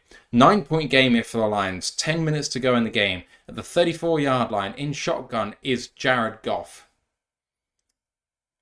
In shotgun, 4-step drop. Goff throws it and dropped by Khalif Raymond. It was behind him, but he maybe could have got that one. 4th down and 8. And from this position, it's maybe a long field goal attempt. Goff is not happy with himself. Yeah, I was way behind him. Khalif couldn't bring that in. Poor throw by number 16. Clock stops here. 10:04 to go in the game. And a field goal here makes it a 12-point game. 52-yard attempt for Riley Patterson. And not ideal. He's 40% from his career, but he's only 2 of 5. He doesn't attempt it very often from this distance. Riley Patterson takes a long run up. It's driven. It's up there. It's out there. And it's good. It is good for Riley Patterson from above 50. And the Lions stick another 3 on the board. It's a 12-point game now. 26-14. Fantastic for Riley. I'm really happy for him that he's made that, because he gets lambasted from above 50, and that's a big field goal. SW Line says a big field goal. Touchdown would have been better, but at least they need 2 touchdowns now. Not only do they need 2 touchdowns, if the Lions get 1 more field goal, they need 2 touchdowns and a 2-point conversion to get there. Dan Pass says, does it wobble? I thought so, but couldn't confirm. Big Airy says, come on D, I need some fantasy points. Experiment says, was it really tipped? I don't think it was. I think it was just a wobbly throw with Goff trying to adjust from looking left to throwing right. As we are now in the time out. 9:59 left in this one, and the Raiders are going to get the ball back. But their offense hasn't proved anything, and they need to score in a little bit of a hurry now. So if they have some urgency, I mean, Jimmy Garoppolo has 6 completions today. 6 completions, count them. Only person to have more than 1 reception is Austin Hooper for the Raiders. It is not exactly an ideal place for them to be. I wonder if we get flexed again this year, because if we're 2nd in the NFC, they've got to give us some fucking respect. That's all I'm saying. Dan Pass says, Matt and Experiment. It's a good team. It's a good team. Oh, the kick is definitely wasn't flipping like normal kicks. I think he drove it because he knows that 52 isn't in his normal range. I think he just hit it low because he wanted to hit it low. Free Climb says, look, like, are you kidding me? You're getting Joe Buck streaming there, my man. Free Climb says, the look on Patterson's face, lol. Yeah, like, absolutely right. Mark says, hurrah, and Gurr, and SAB Live says, too many field goals, still letting them hang around. I mean, you put the points on the board, and it puts pressure on them. I did say before that their defense keeps it tight, but the problem is their offense doesn't score many points. And so field goals mean that they have to score points, and they have struggled to do that. In fact, it's 26-14, and 7 of them have come on defense. They've only scored 7 on offense. Teppo says, is there a limit to how many times they can flex one team? The answer is no, but they must do it 2 weeks in advance of when they intend to do it. I think that's for fans, so they can adjust their plans. So there we go. Shanks says Cowboys maybe, and I think that is a very legit call. I can't see that not being flexed, actually, to be honest. Right. Oh, it's tipped and into the end zone, and gonna get hit. Oh, the kickoff was fantastic. It went all the way down the ground. It was muffed by the returner after it was going all the way on the ground. I mean, my God, that was a bad play. Khalil Dorsey is down in the end zone, but the Raiders are going to take over at the 1-yard line here. It just tiptoed all the way down, and then it was touched at the 4 by the returner. It went into the end zone for a little bit, and then Dorsey came down to tackle him, missed him. So if Dorsey's hurt, he must have just kind of gone over a little weird on his his wrist or something maybe. Being attended to the trainers in the end zone here. There wasn't anything which looked particularly bad on there. He's got his helmet off. They're holding his knee. His left leg. We can't afford Dorsey to go out. He's being asked to get up and put some weight on his legs. And the cheers from the crowd as he gets up on his feet are great. And he looks to be walking off under his own power. And not too gingerly, just kind of trying out his leg. But he looks okay. He looks okay as he's chatting to the trainers as he's coming off. I'm alright. Right, the Raiders have put themselves in a massive hole here. First down and 10 from the, it is from the 2-yard line. Devontae Adams on the far side against Cam Sutton is the matchup to look at here. When Garoppolo needs a completion, he should look that way. Garoppolo calling out a change to the play already here. And Garoppolo in shotgun. Lions walking up pressure here. Might be bringing 6. And they are bringing 7. And Garoppolo chucks it up there for Adams, but it's way out of bounds. Second down and 10, and that was a QB hit on Garoppolo, who looks okay.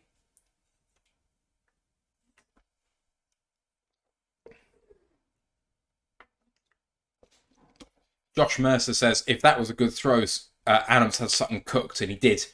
He did.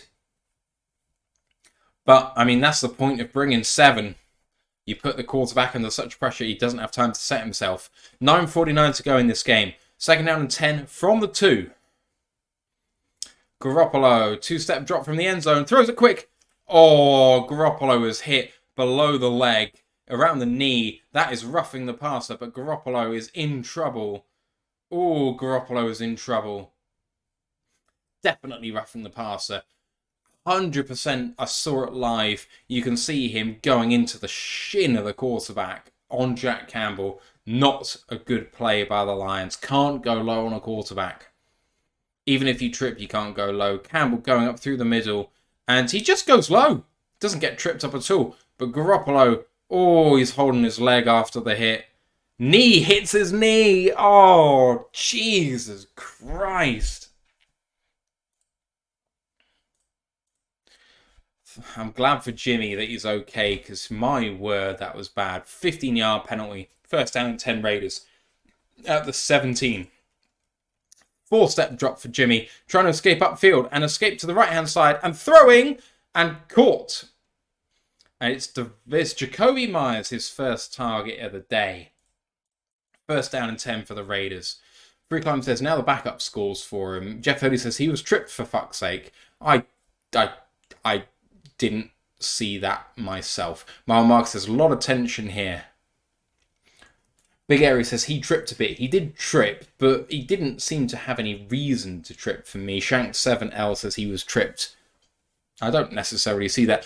Oh, Thayer Mumford is down, the former Ohio State right tackle. He's been fantastic this season. That is a loss the Raiders cannot afford to bear because they have Illuminor as the backup right tackle, and he is not any good. Do defense, do defense. Mike the Marines has stumbled or tripped. I see stumbled. Stumbled is what I saw. Mark says, I thought he launched. I saw a stumble, but no matter how it happens, can't hit the quarterback with the helmet to the knee. Miss Harlequin says, Jimmy's birthday is this week. Well, I'm glad he's healthy and I'm glad he's playing. I'm glad he's also playing shit. Mooks Farron says, Mumford and Sons are pretty talented. I really liked the theme to Stargate Universe, which they penned, I think. But I'm not... I've seen them live, and they're fun live. Jermaine Illuminor is the replacement then. First down, 9:08 left in this game, 12-point game. Referees are stopping it for the moment.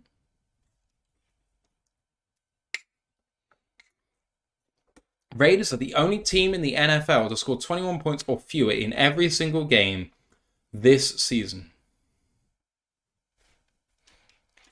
9:20 the game clock is being reset to. I would very much like there to be some sacks in this game for the defense. Please? Come on. We have almost got 300 more yards of offense than they have, and it's only a 12-point game. Jimmy Garoppolo from the 36 of the Raiders. Two-step drop. He's going to get hit, and he's going to go down. And that is the Viking himself, Alex Anzalone. Flint Town and Down says, lol, Matty. I called it, manifested it. Question Matthew says, Grandizer, that looks like a large t-shirt jersey you are wearing. This is my grey jersey that I wear when the Lions wear their grey jerseys. And I don't want to trigger anyone.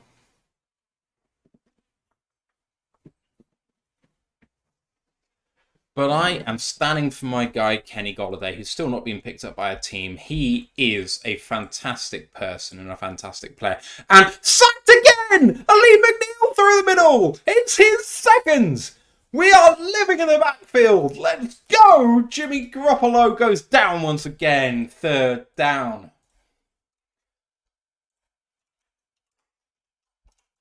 And Ali McNeil is having himself a career day. God is Love Duet 3020 says, will you go to a game this season? Unfortunately, no, I can't. I have extended myself on really nice vacations this year. I've also bought a new mattress, and we are going to the draft in April, and that's where my friends are going to. There's a little screen, and really good run, actually, by the Raiders, all the way down to the 36-yard line, eventually tackled by Campbell, and it's going to be fourth down. Fourth down and 10, following third down and 28. The Raiders are going for it. Tapper Corsalina says, how about some more wishes, Matt? How can you wish for more than incomplete? Incomplete would be great. Marmug says, that'd be great, the draft. The draft is coming. 7 minutes and 10 seconds left, and hopefully the Lions are picking 30 seconds. 7 minutes to go now. Jimmy Garoppolo. Empty set. Line showing pressure and bring it. Garoppolo. Gonna get hit. Gonna go down again. And it's Anzalone again. Alex Anzalone has had a career year. He has been fantastic. And the Lions take over on downs. Let's make this a 3-score game. And we are out of here.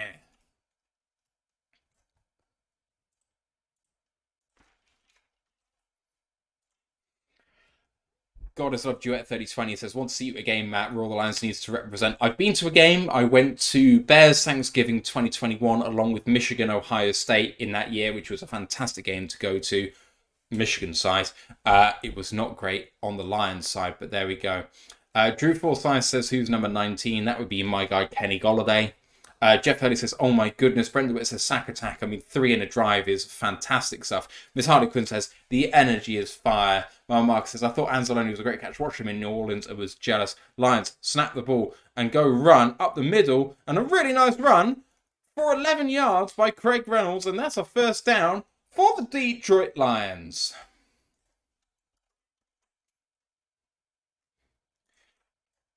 Kenny G, my guy. Big Area says, sack, sack, sack.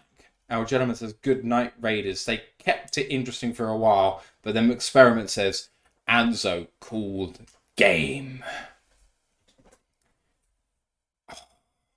I didn't think Anzalone was a great catch. I was more high on him than the rest of the Royal Alliance guys. I'm going to tip my own cap here.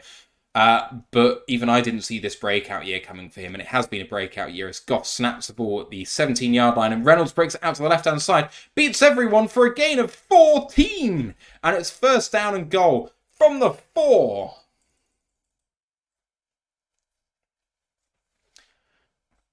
Brian Three Cushion says, many sacks today. We have been good football team on both sides of the ball. The defense has got it done. Apart from the pick 6 and the fumble, the offense not been great in the red zone, but we have got this done. Generally speaking, Brent says, how many sacks do we have? We have the grand total of 5, my man. 5 sacks in this game versus 1 for the Raiders. First down and goal from the 4. Goff with a heavy set and 3 receivers to the left-hand side near the formation. Goff hands it off to Craig Reynolds, bounces it out to the left. He's found a hole, found the touchdown! It's Craig Reynolds' second, but there is a flag on the play.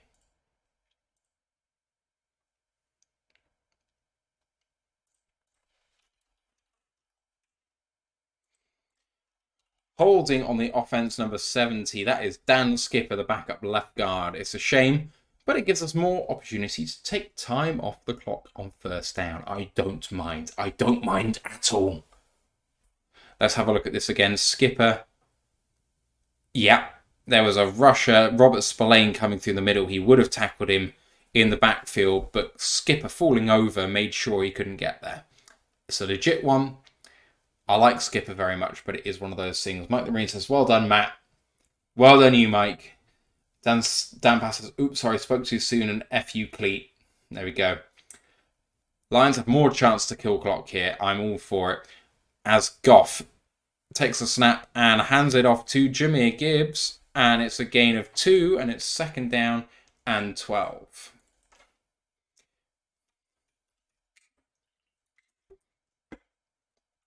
The Raiders have burned their first time out, unless I'm crazy. They have.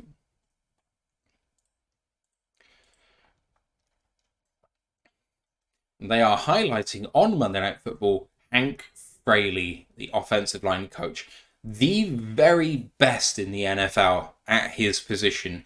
If you want someone underrated that is imperative that we keep for as long as we can, it is that man right there, because he has made heroes of some average players at times. El Gentleman says Hank the Tank. Absolutely right. Joshua Mercer trying to manifest with an Amon-Ra touchdown coming, he says. Bob O'Land says, don't think Skipper getting this game ball. He's got one more than he ever could have expected to. Grandad says, His Majesty the King, care of Royal Alliance UK. Appreciate you, man. Second down and 12. Handed off to Gibbs once again, going up the middle and gaining himself maybe 3 yards. It's going to be third down and 9. And that is whistles as another timeout is taken by the Raiders.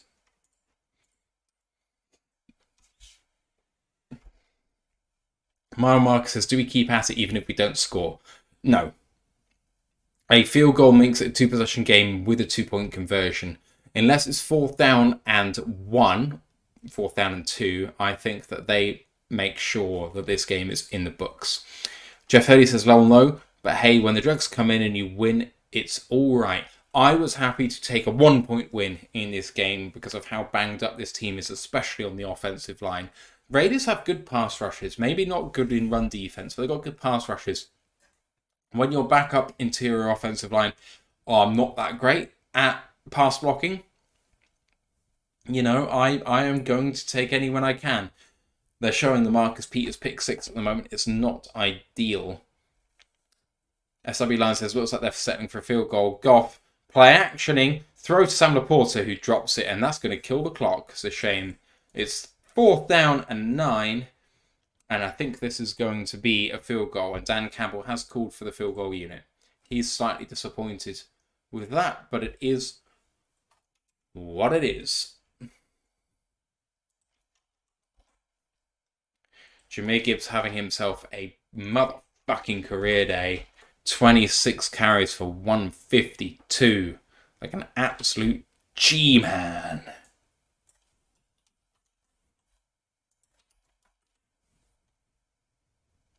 Riley Patterson with the field goal. He's missed it. Wide right from 26 yards, Riley Patterson. He sliced that all the way. He got it from 52, the last kick, but can't get the chip shot. Let's have a look at this. The snap was good. The hold was good. Absolutely perfect, and just the technique is slightly wrong as he pushes that wide right. Shame. And the Raiders take over on downs. That is not what we wanted to see.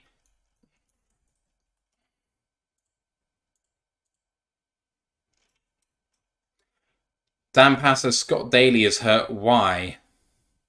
I mean, you got to imagine he's contacted at some point in there. I know that the long snapper is protected somewhat, but the experiment says, how often does a long snapper get hurt? He does look like he's in trouble, and the Lions do not want to disrupt any rhythm on special teams. I have not been Scott Daly's biggest fan, but I would rather not disrupt the rhythm. And the Raiders take over at the 20-yard line here. Under 5 to go. Garoppolo in shotgun and fakes the handoff, and he's under pressure, throws it, and a really good throw. It's fumbled! And Josh Jacobs fumbled it, but Jacoby Myers recovered it. Lucky, lucky, lucky guys. Catch and fumble is what the call is on the field. Let's have a look at this again. Josh Jacobs with the catch, good tackle, and he wasn't down when he fumbled it, but they do snap the ball, and Garoppolo with a man falling at his feet checks down to Josh Jacobs. Incomplete. Jacobs' hands have been like stone today as the clock stops with 4:29 on the clock. 2-possession game still. Everyone's saying, oh, I miss Jason Hanson and all this stuff. I know, but Jason Hanson isn't on this team anymore. You have to compare it to who we can get and at what price, and I just don't like what's out there right now. Drew Forsyth says, what about the Raiders' offense in this game makes any of you feel like they're coming back? Agree. Doesn't feel like they're coming back, but here we go. Daly's cramping for all the extra work he's gotten tonight, says Shanked 7L.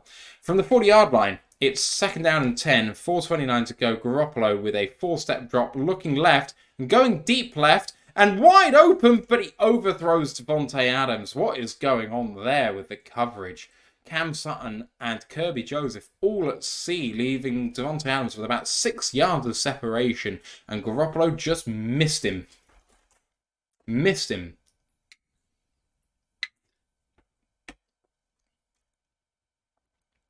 Oh, it's a lovely route by Devontae Adams with the double move. He beats Cam Sutton, all ends up. And Joseph ain't getting there. If Garoppolo puts out on the money, the Raiders are back in business with 4:23 to go. It's 3rd down and 10 from the 40, and we know it's 4th down territory.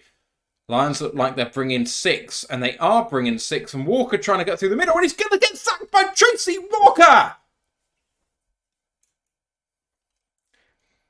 His first sack of the year on his return from injury, and Tracy Walker is getting it done. And the Raiders must go here. 4th down. Did they bring 5? They did bring 5 as a D-end dropped into coverage. I called 6, but I was wrong. Charles Harris almost got there, but it was Tracy Walker. I don't know what the yardage is. It's 4th down and something. It's 4th down and 17. From the 32-yard line, 3:43 to go. Garoppolo changing the play here. Garoppolo calling for it and 2-step drop. He's looking left now, trying to escape. Throws it short. Emir Abdullah tackled short at the 44-yard line. And the Lions take over on downs once again.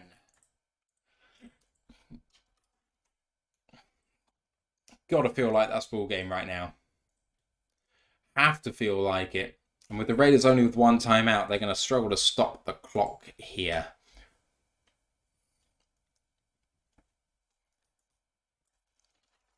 I don't know what it is about the Raiders offense. I've tried to look at them and what they're doing wrong. And I struggled to find what they were doing right, to be frank. I didn't like what they were doing. But it just seems pedestrian. Lions with a heavier set, and they hand it off once again, and Craig Reynolds running off left tackle for a gain of 2, and the final timeout is taken by the Raiders. 2nd down and 8. Lions go into the bye, and they are going to improve to 6-2, which is the 2nd best record in the NFL. I know that the quality of the opposition has not exactly been the best, but it won't continue to be all the way through the season. The hardest games remaining being the Chargers and the Cowboys, and the Chargers, the team out the bye, and they'll be coming out of Monday Night Football. So we'll be on a bye, they'll be on a short week. We are away in LA, not exactly a home game for LA given how many fans they have, as the Lions come up to the line and snap the ball to Craig Reynolds, who burrows forward for a gain of 5. And it's 3rd down and 3, and the Raiders cannot stop the clock. A 1st down here ices the game, because the Lions can snap this ball with less than 2:40 to go on the clock. 3rd down and 3, with less than 2:40 on the clock, a 1st down burns the game all the way down to the 2-minute warning, and 3 kneel downs will see the end of the game. Bob Olan Raiders out of timeouts. They are indeed. Goff under centre, 1 receiver out wide, takes the snap. There's a man in the backfield for the Raiders, and they do make the stop. There's 2 yards to go. That'll be the 2-minute warning. It's 4th down and 2. Honestly, I think the Lions should probably go for this now. SW Lions says, go for it, don't risk a blocked field goal. I'm inclined to agree with you. Mike Marine says, stupid play. Don't agree. I like the play. What a day for the Lions. The offense, I mean, they're nearing 500 yards total offense. It's not been pretty in the red zone, but they have been good. That is the 2-minute warning. Guys, I want to hear your takes on this game. I know that we haven't got the touchdowns that we would hope for here, but red zone efficiency we can work on. The Lions have been in control of this game pretty much the whole way through.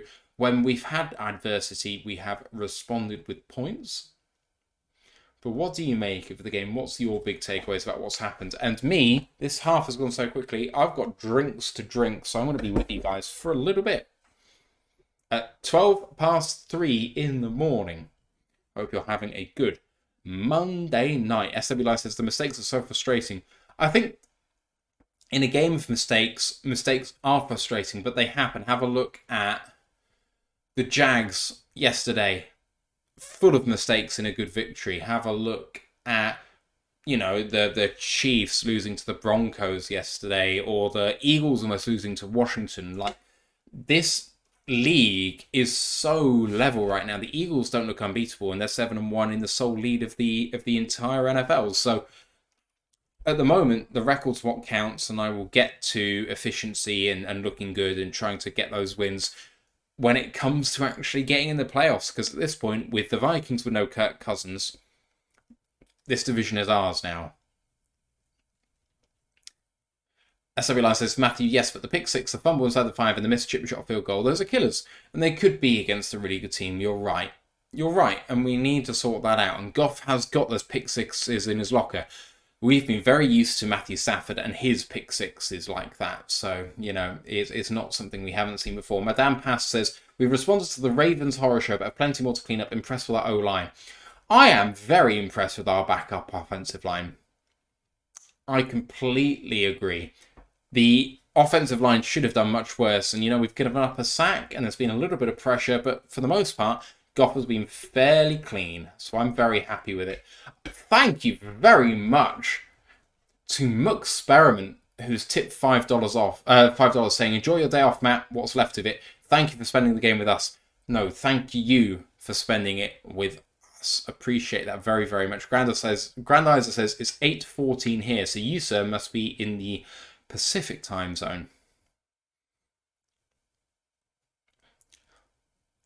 Right. Lions do go for it on 4th down, and it's play action, and Goff throws it to Sam Laporta. That's the ball game! Lions get the victory, get the W, and that is going to end it here with a nice play action pass.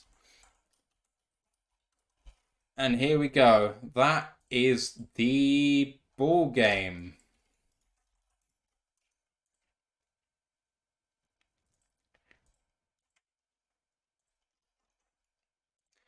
All right, that is Joshua Mercer. Joshua Mercer 7, gifting 2 subs to the community. 1 to Ropery, 1 to See Me Rave Born, saying Victory Tuesday. Thank you, Josh, for your kind contribution. I appreciate you very, very much. The game is going final as the Indy Final nil-downs are happening. Another gifted sub by Josh to Kyle Sleeps. Thank you, thank you, thank you, thank you, thank you. Brian 3 Cushion says, in Korea, 13 hours ahead of Eastern Time. That sounds much more palatable than where I am at right now. Mark says, oh yeah, we have not repeated since 2011. And Esabila says, that's a wrap finally. Brent DeWitt says, not reported Rock Right. Apologies. I'm a big Rock Right fan, so I don't want to see any misses on that. As Jared Goff takes his final kneel down, Max Crosby gives him a hug. The respect is clear to see. The Lions improve to 6-2 and joint second, not just in the NFC, but the entire NFL. As W Line says, I'm glad they don't have to pay Max Crosby more than once a year. I mean, there we go. Dan Pass says, thanks, Matt. Thank you, Dan, for all of your contributions, especially during the second half when I've been here on my lonesome. Jeff Hurley says, exactly the type of win we needed after last week. Hard fought but convincing, and we overcame those mistakes. That has definitely not been typical of us. It has been this season. When they face adversity, it absolutely has shown up here. Mike says, brilliant show, Matt and Ash. Thanks, UKGB brothers, as always, ROTL UK. Brent DeWitt says, great job, Matthew. Thank you very much. And Tepper Quarterline, our resident Finnish person here. 5:14 a.m. here. Time to brush the teeth and head to work. I do not envy you, sir. But it is the burden we bear as European fans. There we go. Matthew Turner's Lions game balls in the victory segment, says Grandizer. Well, first, let's turn our attention as I turn off the score bug to the scoreboard for the final time. Lions end up 26-14 victors. Jared Goff, 26 of, let's try and get that right because that's not right, 26 of 37 for 272. 1 touchdown, 1 interception. Jameer Gibbs, 26 carries for 152 yards and a touchdown in a career game for him. He almost got 200 yards from scrimmage. Craig Reynolds ably backing him up with 14 carries for 74 yards. That's over 5 yards a carry. In the receiving game, led by Aaron Russell Brown, 6 receptions on 9 targets for 108 yards. Sam Laporta weighed in with 8 for 10 for 57 and a touchdown. And Jameer Gibbs, 5 of 5 for 37 in a really great day for him. The Lions fumbled twice and lost it twice. Josh Reynolds and Craig Reynolds fumbled the ball. So we've actually had -3 in the turnover battle. But there we go. Vegas have had 4? No, they haven't. They've had 1 fumble, Josh Jacobs, but he recovered that. They recovered it, unfortunately. On offense for the Raiders, they went 10 of 21 for 126 and a touchdown. They suffered 6 sacks. Rushing the ball, they ran away from it eventually, came away from it eventually, but Josh Jacobs 15 for 61 and a touchdown. Devontae Adams is my pick of the receivers because he went 1 for 7 for 11 yards. On defense, Anzalone led the way for the Lions with 7 total tackles. He also had himself 2 sacks and an additional tackle for a loss. Tracy Walker had a sack, Julian Aquara had a sack, and Ali McNeil had 2 of them. Las Vegas, they were led in tackles by Trayvon Merrick. Their 1 sack was by Nate Hobbs, and they had tackles for loss by Adam Butler, Max Crosby, and Marcus Epps.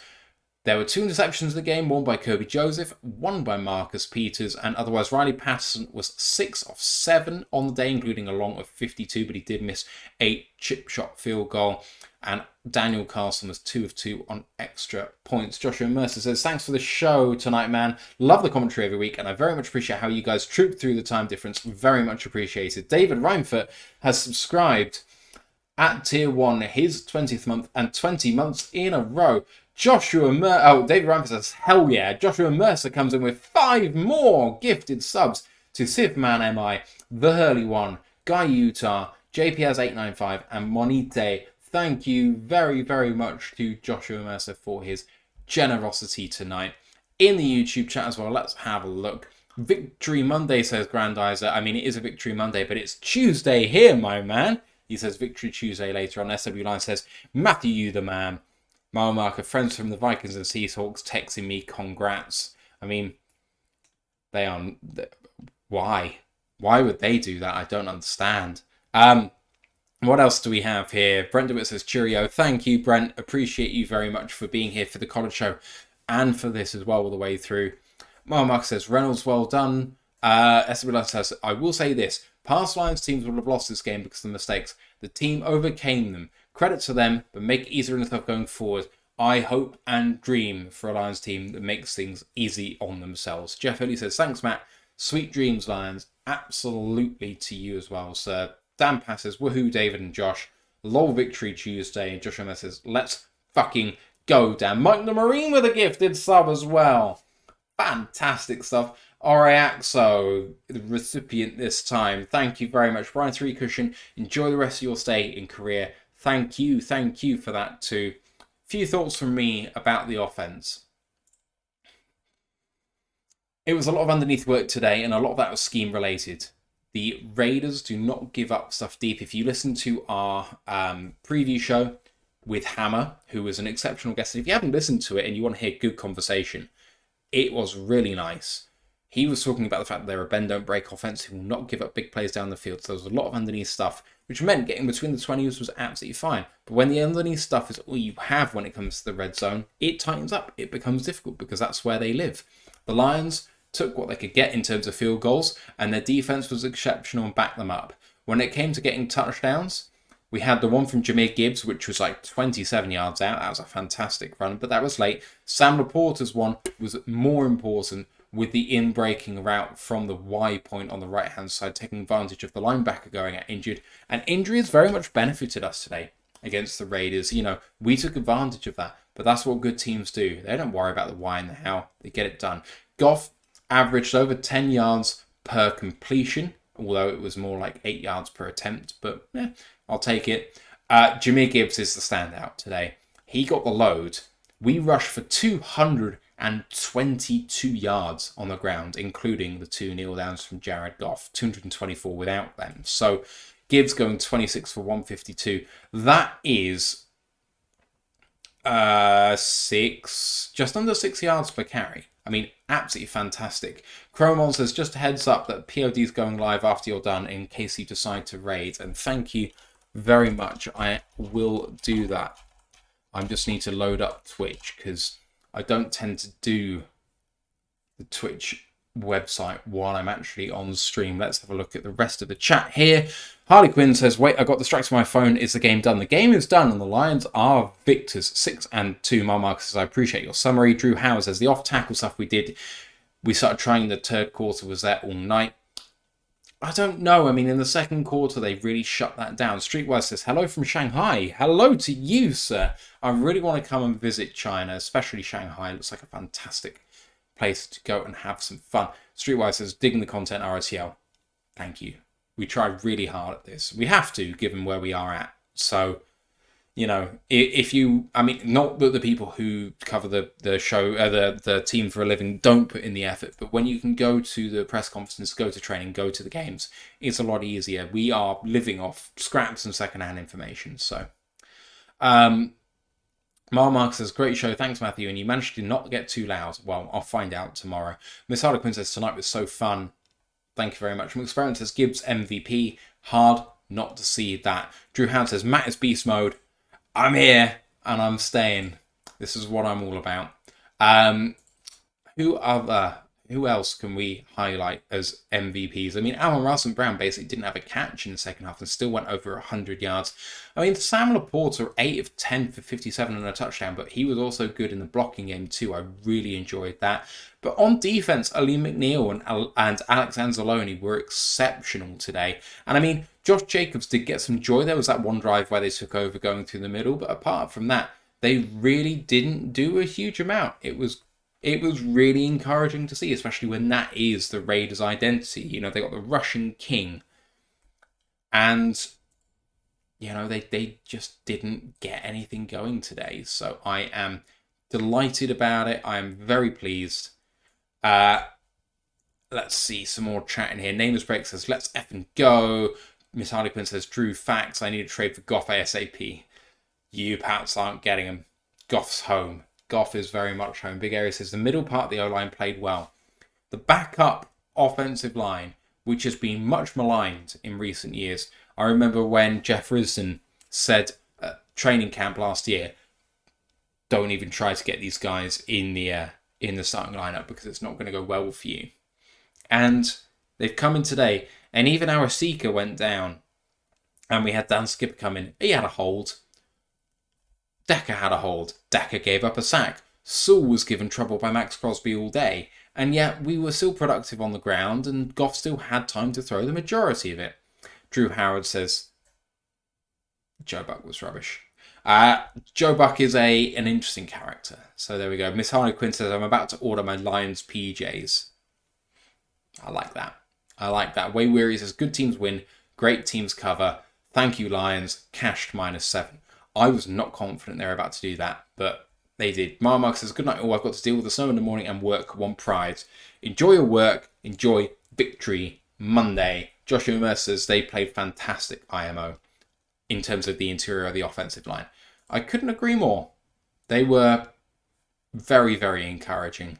And Pride of Detroit, it looks like they are live. So we are going to review this game tomorrow, and we're also going to be talking trade deadline stuff. We'll see you at 2:30 Eastern time for that. And if you are on Twitch right now, I am going to try and raid them. So please stick with us and I will go and raid them now.